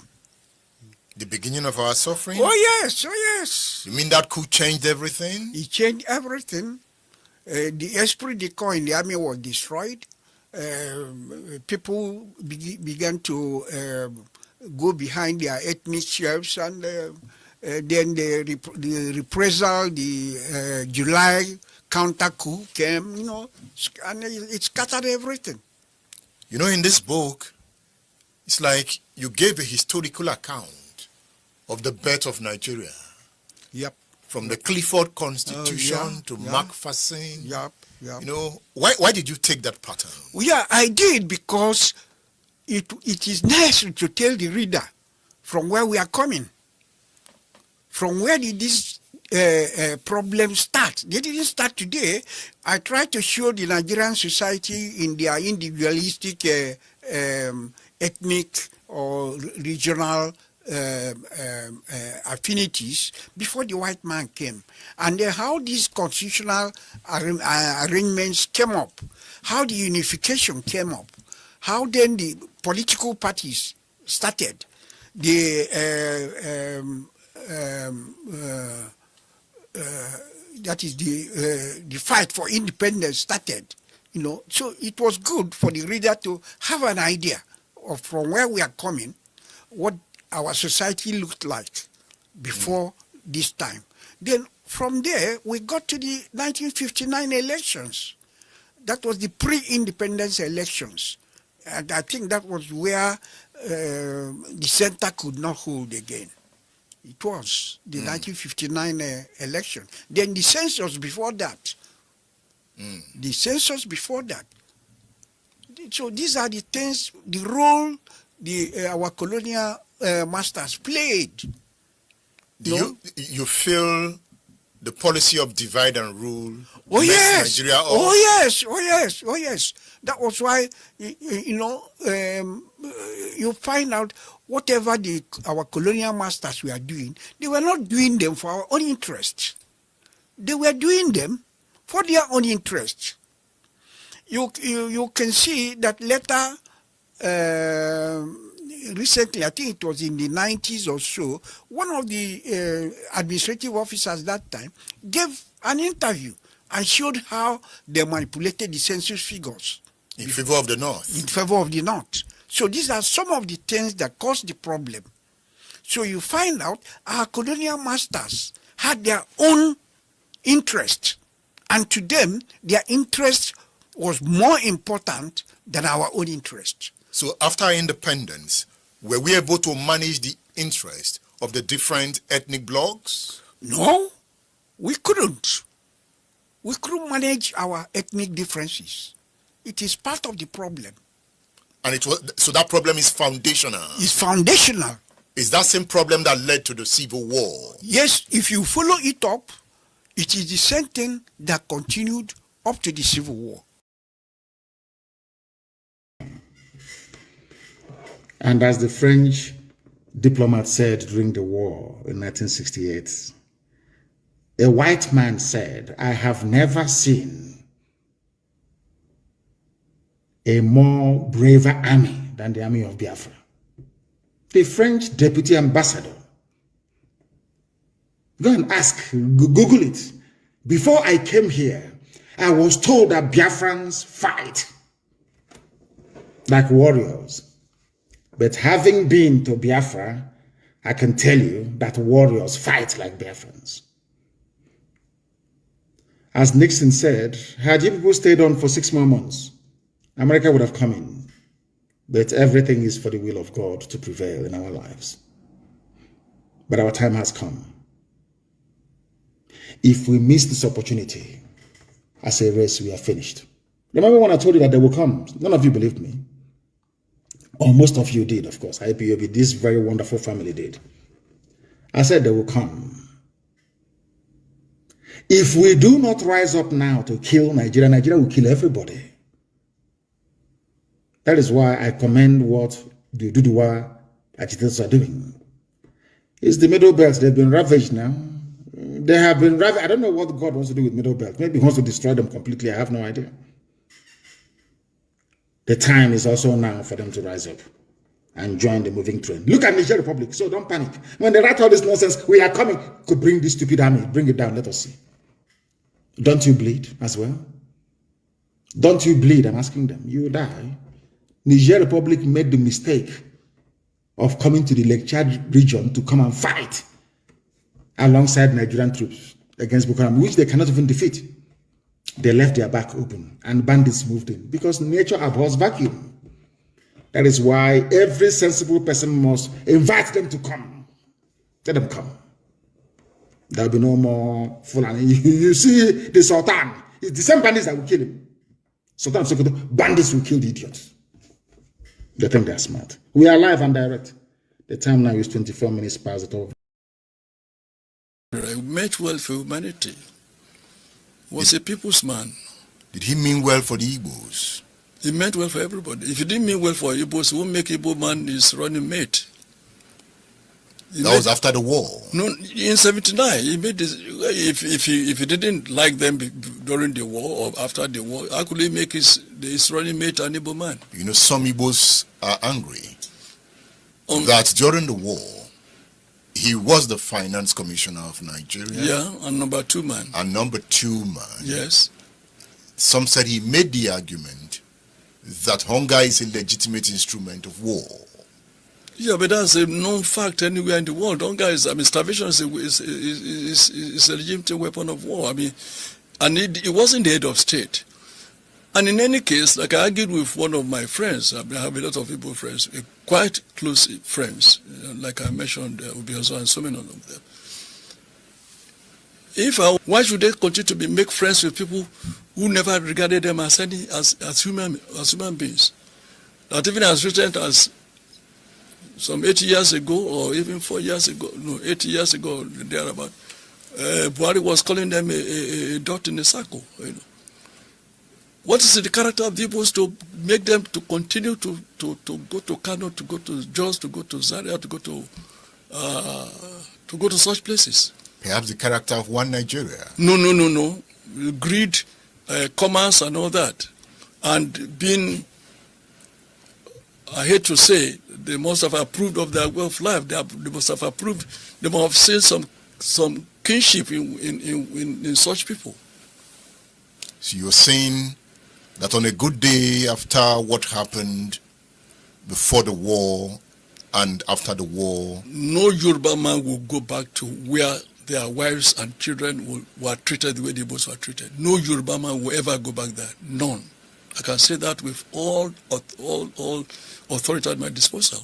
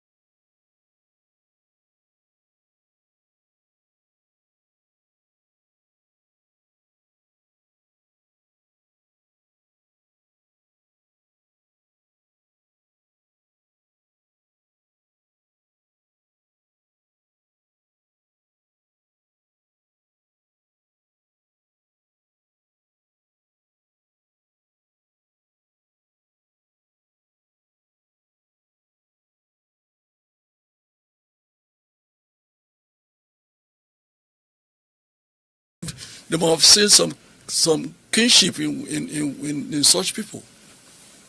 So you're saying that on a good day after what happened before the war and after the war, no Yoruba man will go back to where their wives and children were treated the way the Igbos were treated. No Yoruba man will ever go back there. None.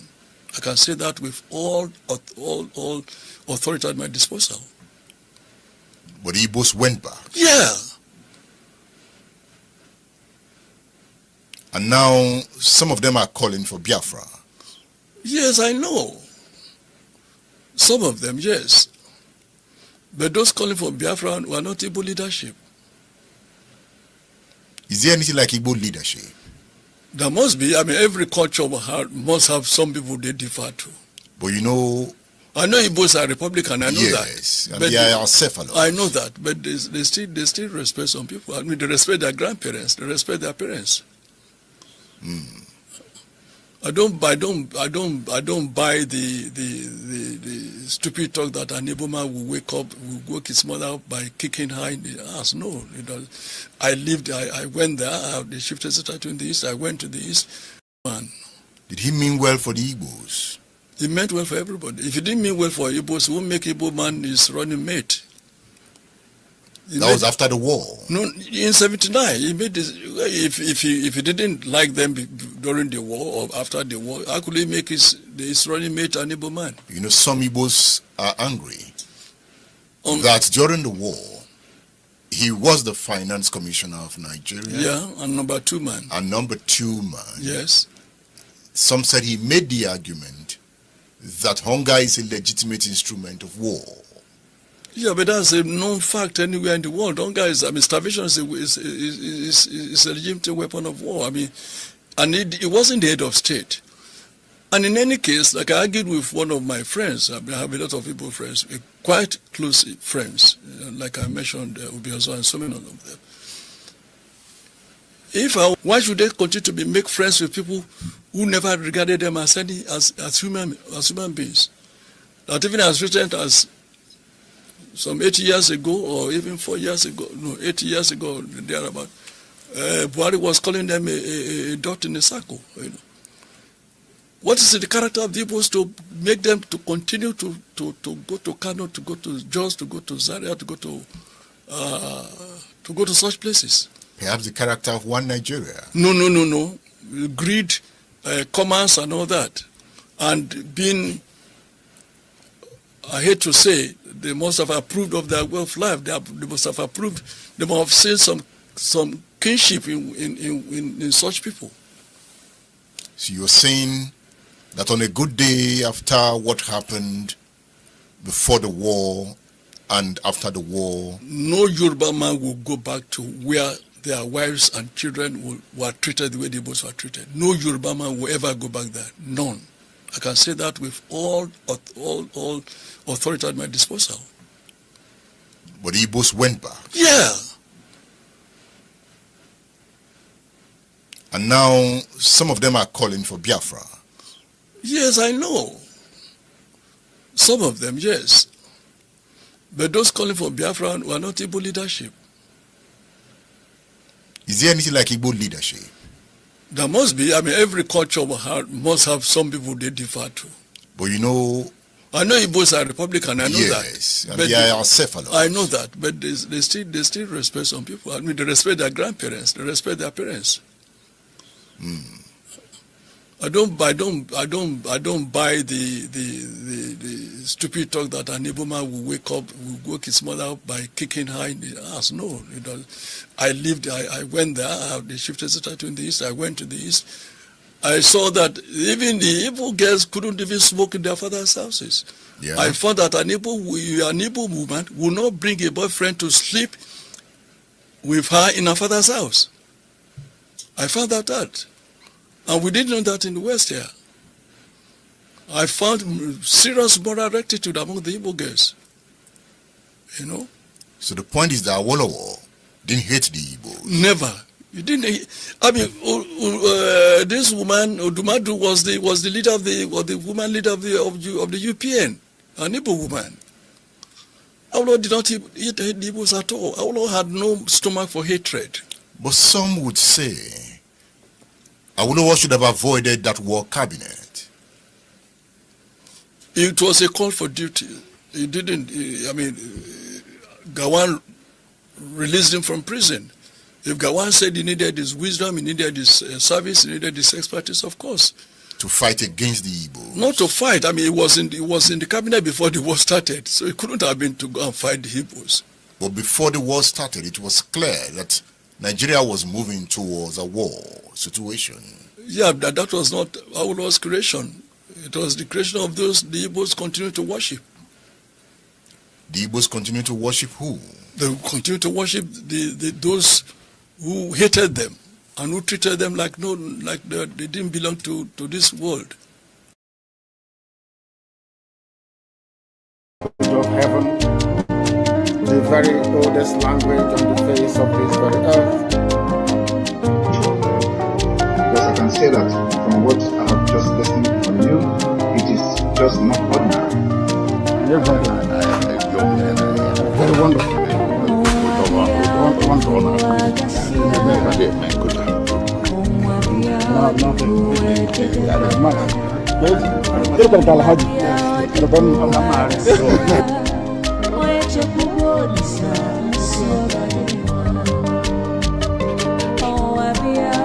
When my lawyers came to see me, I had a discussion with them about how I'm going to defend myself.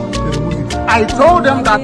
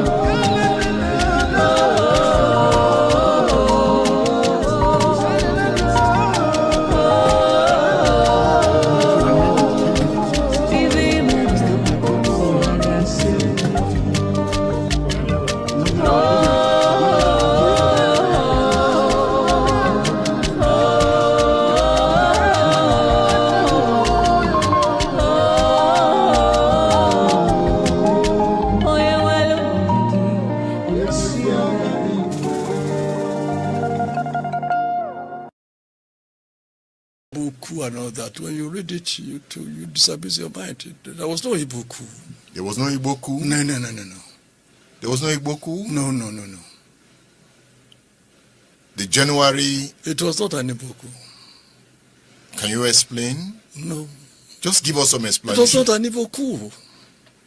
Who were those behind it? Just help us. You know, that coup led to a war. I know. So help us. But there was already war before the war.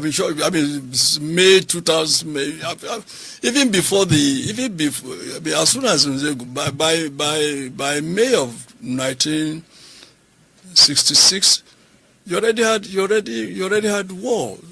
There was Operation Wet here in the south. No, that was 64, 65. I'm talking of military war, There was already a war going on in the military? No, in Kano, everywhere, I mean, Igbos are being slaughtered everywhere, every day, everywhere. So tell us, it was not an Igbo coup.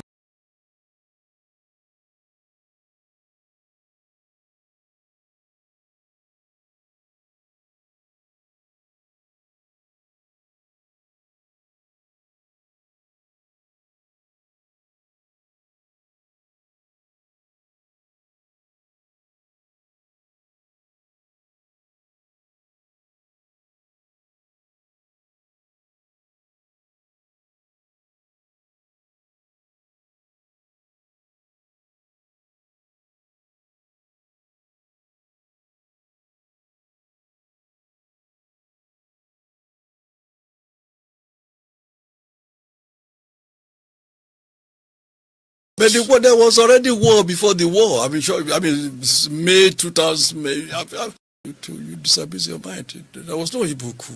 There was no Igbo coup? No. There was no Igbo coup? No. The January... It was not an Igbo coup.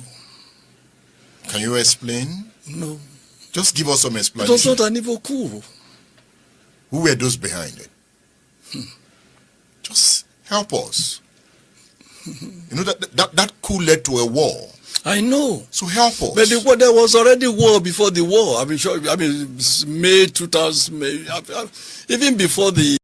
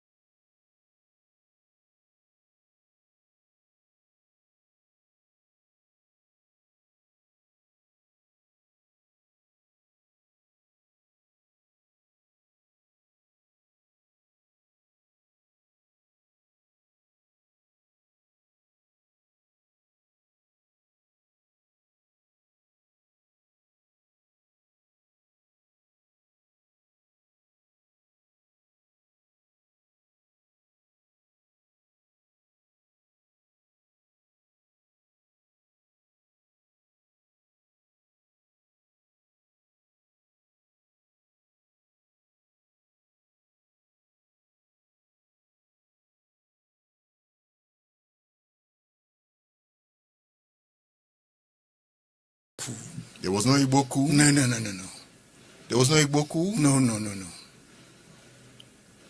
The January... It was not an Igbo coup.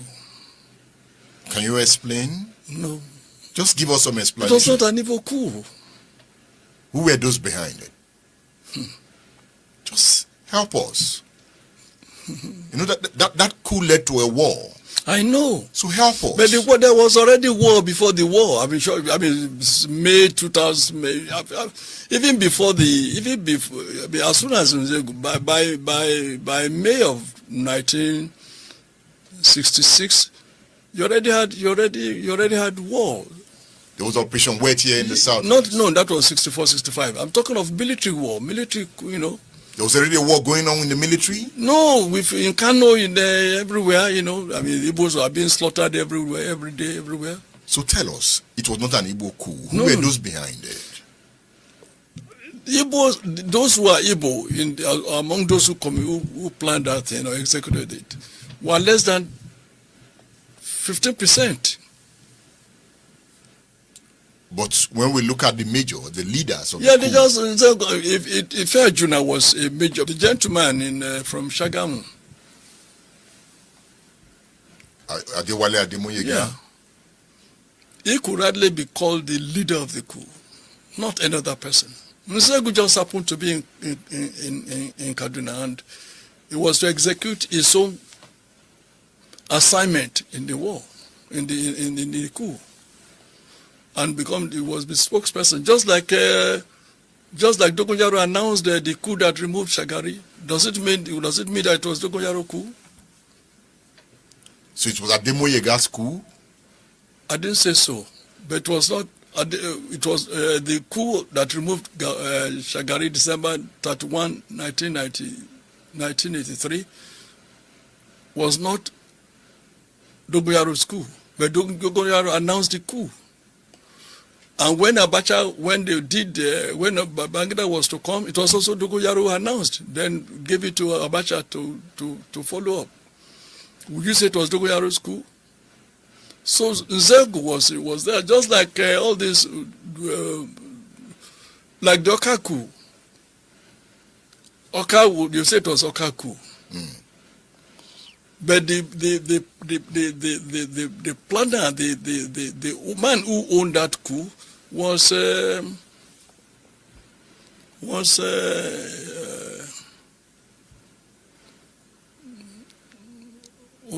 his name? The man from Delta State? Yeah. Inyam. Okay. Koleniam? Yes, Inyam. Inyam was the brain behind, was the organizer, was everything. And he's still alive? He's alive, of course. He comes to visit me regularly. It was not Gideon Oka? No. We saw the. I mean, I wrote about the. I said I thought the coup was going to happen in May. I wrote in my presidency, my report.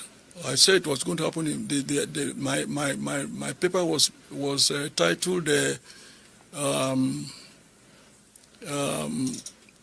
something when there's fire going to come out, call it something flame. That was the title I gave to it, because in October the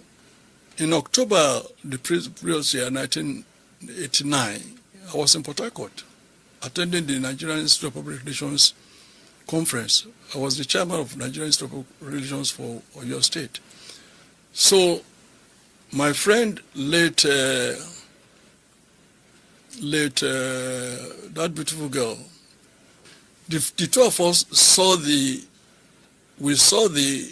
catchment being brought into Port Harcourt. And we traced that catchment, the arms and so on being imported, we traced it to Ikorodu. And then I wrote on it. And I said it's going to be a coup by ex-servicemen, blah, blah, to be an unusual something. That's what I wrote. And it happened, but they brought it to April. I thought it was going to be in May. So when I saw Yam and I said, Oga, where did you get all these dates? I said, well, it's part of my training. I trained in Israel, so I know what it is. If the January coup was not an Igbo coup, yes, was it connected to Obafemi Awolowo? Awolowo had no hand in it. Was he going to be a beneficiary? Nigeria was going to be a beneficiary. Was Awolowo going to benefit from the coup? If the coup had succeeded, I think he would have been released from prison and probably would have been made the prime minister. Was Azikiwe part of the coup? Certainly not. Was Michael Okwala part of the coup? Certainly not. Why were they not eliminated? They were told. They were told about the coup? Yeah, because, I mean, this is where somebody says blood is thicker than water. Those who are to execute the eastern wing of the coup became lily-livered. And they couldn't see themselves killing Azikiwe or killing Okpara. So there was a plan to eliminate all of them. All of them? Yes. And like somebody rightly said, he said if Nzegu had been a Fulani man, he wouldn't have been able to kill Ahmadu Bello. So perhaps they should have sent Ademoyega to the east. That's right. What other secrets do you have in the book, in the belly of the military, about that coup? I don't know. You don't know? No, I don't remember. You don't remember? No. A book you wrote? I wrote it before 1999. So, sir, since you wrote that book, you've not revised it? No. You wrote mostly about the military. It was military. That's why I said they captured Nigeria. That's why I said Nigeria in the belly of the military. Is Nigeria still in the belly of the military? Well, in 94, before I left the country, I said it in Ota that the military would be in power in Nigeria for the next 20 years. And that had extended now to 40 years. The military is no longer in power. Who says? Tinubu is in power. Yeah. Okay, Buhari was part of the military. But Tinubu has never been part of the military. I know. So Tinubu is now in power. Yeah, but 94 to now, how many years? I said 20 years. Jonathan was not part of the military. I said for the next 20 years, the military will be in power in one form or the other. But When Buhari became head of state, it wasn't military anymore, but it was still military. When Obasanjo became head of president, it wasn't military, but it was really like a military. a military leader has released a book. Yes. This is the autobiography of Ibrahim Badamasi Babangida. God bless him. You know him well. Very well. You've always avoided critiquing him. Yes. Why? Two reasons. I mentioned it in Abaside. If I have access to you, absolute access to you, why must I criticize you in the public? So you have access to him. I do. And you worked for him. Yes. And he made you a permanent secretary. Well, work for him, no, I don't like the word work for. I didn't work for him. I served in his government. You served in his I didn't government. even serve in his government. Well, I served in his government as a permanent secretary, but as Daily Times chairman, his government was just a shareholder in the company. So, rightly, yes, I served in his government, in his cabinet as a permanent secretary, but I didn't work for him. So you have chosen not to critique him. If there's nothing that needs to be said about him that I cannot call him now and tell him. In the belly of the military, I hope you wrote about him. Oh, yes, of course. Because if you didn't write about him, I won't read that. I wrote about him. And I don't think he would like what I wrote about him. Have you read his autobiography? It has just come out. Yeah. I haven't read it. You still find time to read? I read a lot. I read so many, if you see how many books, and how many books I'm writing now, and I write forward to so many books. I've written about 3 forwards to 3 books in the last 2 weeks. So you still enjoy reading and writing? And write, of course. That's the only thing I know how to do. I don't play golf. I don't run. I don't play tennis. I don't do anything other than writing and reading and listening to the news. And because news are so unpalatable now, I don't listen to news. I just write and read. News are so unpalatable now. I mean, talking about Gaza, talking about this and that, reading about Natasha, reading about all these dirty things, reading about the mess going on in Port Harcourt. I don't want to waste my time spending time on such childish display of power. You read about Wiki? When Wiki was just a week in office, when did he first become governor? It was just a week in office when I wrote an article published in several newspapers, Wiki the Wicked. It was just 1 week in office when I wrote it, Wiki the Wicked. What will you write now?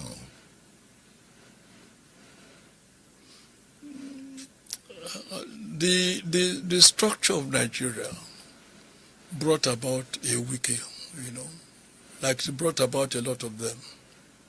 And they are in charge.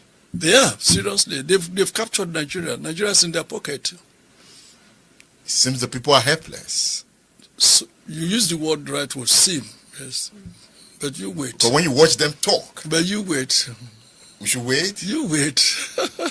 You see something? The Yoruba say that the name a father will give to a child remains in his belly until the 8th day.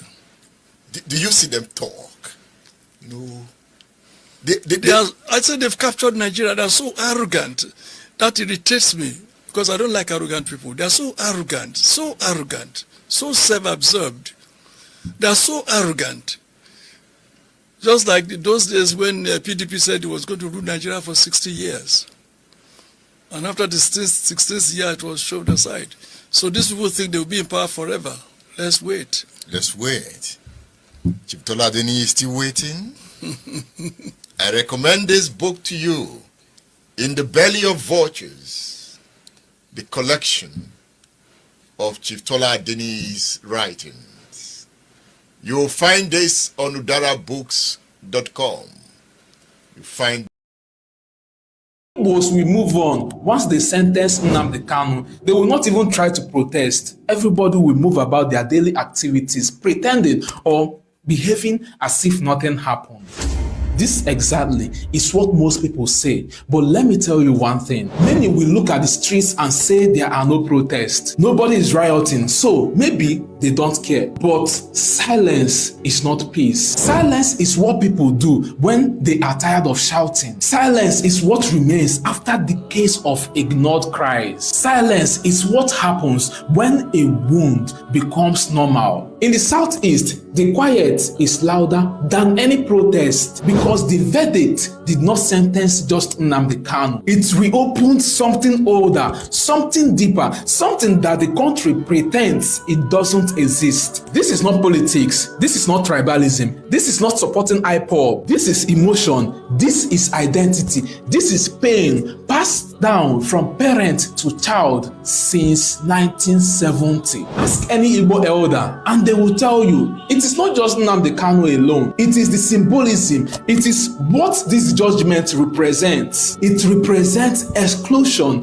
It represents lack of justice. It represents a narrative that the Southeast is always the villain, always the threat, always the suspect. To many Igbo people, this judgment feels like a deja vu, a familiar punishment, a familiar story. There is a quiet fear spreading in Igbo land. Not fear of protest or soldiers, not fear of violence, but a fear quite deeper. That this country has just showed them once again that their voices does not matter. That their leaders can be taken, silenced, removed without any effort to understand the reasons behind their anger. The fear is not about Kanu being behind bars. The fear is what it means for the future, for their kids, for the next generation who will grow up watching all this. Here is the most dangerous question rising across Igbo land quietly. If our cries for justice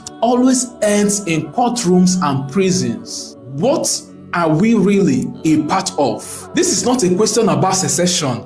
This is a question about belonging. Every time something like this happens, the gap between the Igbo and Nigeria widens. Not because they want it, because the country keeps pushing them to the edge. But here is the irony. The same Southeast that feels ignored, the same Southeast that feels wounded, is always the region Nigeria cannot live without. The traders, the thinkers, the builders, the inventors, the risk takers, the people whose resilience is stronger than any gate, any wall, any prison. And that is why the emotional reaction to Nnamdi Kanu's sentence is not just about anger. It's sadness, it is exhaustion, it is the feeling of being misunderstood again. But breaking, no. The Igbo spirit does not break. It bends, it carries, it survives. Right now, across Igbo land, a quiet conversation is happening again and again. If Nigeria truly believes this sentence will bring peace, why is nobody asking what caused the agitation in the first place? Why is nobody addressing lack of political inclusion, economic neglect, federal appointments that always excludes the Southeast, the memory of a war that never healed, a region treated like an afterthought, a narrative written without them, a wound that Nigeria keeps telling them to forget. Kanu's imprisonment is not the end of the story. It is the beginning of a harder conversation. The real reaction in Igbo land currently is not shouting, it is heartbreak, it is tiredness, it is the quiet realization that no matter how much they contribute, no matter how deeply they love this country, they are still struggling to be seen as equals. But in that heartbreak lies something powerful. A people who has never relied on the system to survive. A people whose strength is older than Nigeria itself. A people who will always rise with or without acceptance. So as Nnamdi Kanu begins his life sentence, the real question is not about him alone. The real question is about the future of Igbo identity in a country that still don't understand their pain, and the world is watching. Drop your thoughts in the comments. Let me know how this makes you feel. Do you think this judgment brings peace, or does it deepen the divide? Like and share this video. Only tribe that practically believes in one Nigeria. We develop any land where we step our feet. We met swamps in Amuwodofin and Lekki. We legally purchased them and sandfilled them into paradise with our own sweat. Igbo traders took neglected districts and turned them into global commercial hubs. Alaba alone generates $2 billion annually. We pay the formal taxes, but we also pay the shadow tax. The agro economy extracts 123 billion naira every year. Land use charge, wharf landing fees, consumption tax. We funded the very system that was secretly sharpening its knife. They are the engine of Lagos. The informal sector contributes 40% of the state's revenue. That engine is fueled by Igbo capital. We built massive estates and plazas, unaware that a hidden agenda was waiting for the perfect moment to strike. Igbo nurses in Texas, doctors in London, they poured their hard-earned dollars into Lagos, believing it was the safest vault for their wealth. 2015 was the signal. The rhetoric changed from development partners to strangers who must be contained. It started in Oshodi. They came at night. 500 traders displaced. Billions in goods destroyed. No compensation. Abule Egba. The excuse is always urban renewal, but the target is always the same. Igbo Alaba Rago. They called it a security threat. We called it economic cleansing. Thousands of shops gone. They dared to touch the heart. Alaba International, 17 plazas marked, distressed and crushed. Valentine's Day 2025, trading plazas leveled overnight. No warning, just rubble and heartbreak. October 12, Festac. While we prayed, bulldozers struck. Shops destroyed during worship. A cruel ambush. Even the biggest were not spared. Landmark Beach, $200 million. Razed to the ground. 2025, Lekki Phase 1. Bulldozers tore down 80% Igbo-owned homes. Our diaspora dreams shattered. In the morning. This was not just demolition. It was a statement. A warning sent across oceans. Win homes built with diaspora capital began to fall one morning. No notice, no warning, just machines tearing into foundations. This was not just a demolition. It was a message to every Igbo abroad. Your investment can be swept away in hours. December 2025, 20 mansions marked for demolition. Families left homeless. The message, you don't belong. Look at the map. The bulldozers don't roam Lagos. They hunt one people, one economy zone with chilling precision. We paid the families. We bought the land legally. But when it gained value, they rewrote the rules, brought their bulldozer cliffing back. Drainage, right of way, master plan. The excuses shift daily, but the outcome never changes. Igbo destruction. From swamp to city you built. And this is your reward, erasure, seizure, and a humiliation carved into the land. Injustice isn't always loud. Sometimes it whispers in the silence of broken shops. It is not just destruction. It is the injustice, the selective enforcement. Through untouched buildings beside shattered dreams. A clear message. Your progress is a threat. We thought we were building Nigeria. We were building a house on another man's land. Hey. The message is clear. You do not belong here. The hidden agenda is no longer hidden. It is to cripple our commerce, seize our real estate, and lord over our legacy. It's time to turn off the tap. No more billions into the swamp. No more estates for the bulldozers. Why continue to water a garden that produces only thorns? Why build where your children cannot inherit? The era of naive investment is over. The era of strategic retreat has begun. We have the capital, we have the skills, we have the people. What we needed was a lesson, and we have learned it. Imagine if those billions wasted in Lagos were poured into our own soil. We are not just leaving, we are launching. A new economic engine is about to roar to life. That is not a dream. That is the plan. Get ready for part 4, the blueprint. It's bondage in the zoo will be set free. I said everybody in bondage in the zoo will be set free. I don't hate anybody.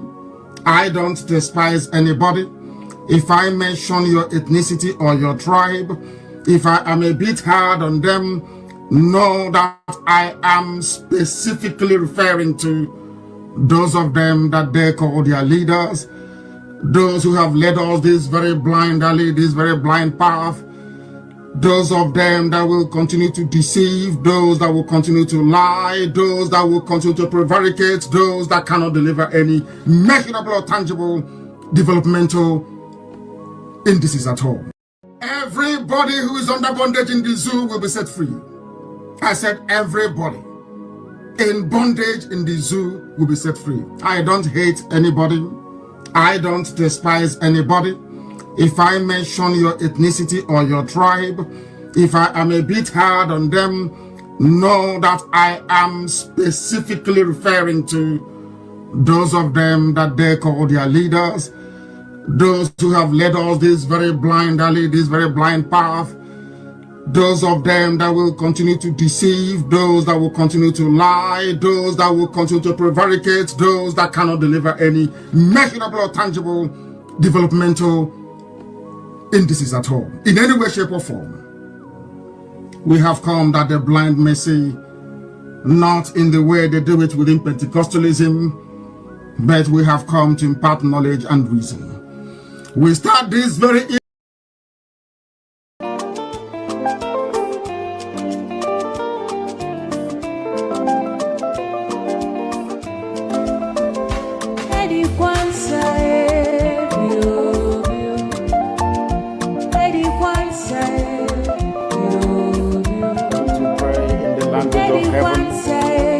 the very oldest language on the face of this very earth. Chico Dikabia Mapuni, Chineke, and Son of the Winner, Isala, Nina, Gozaha, Nana Jama, and Yana Farosi, Obanana, all the other then saw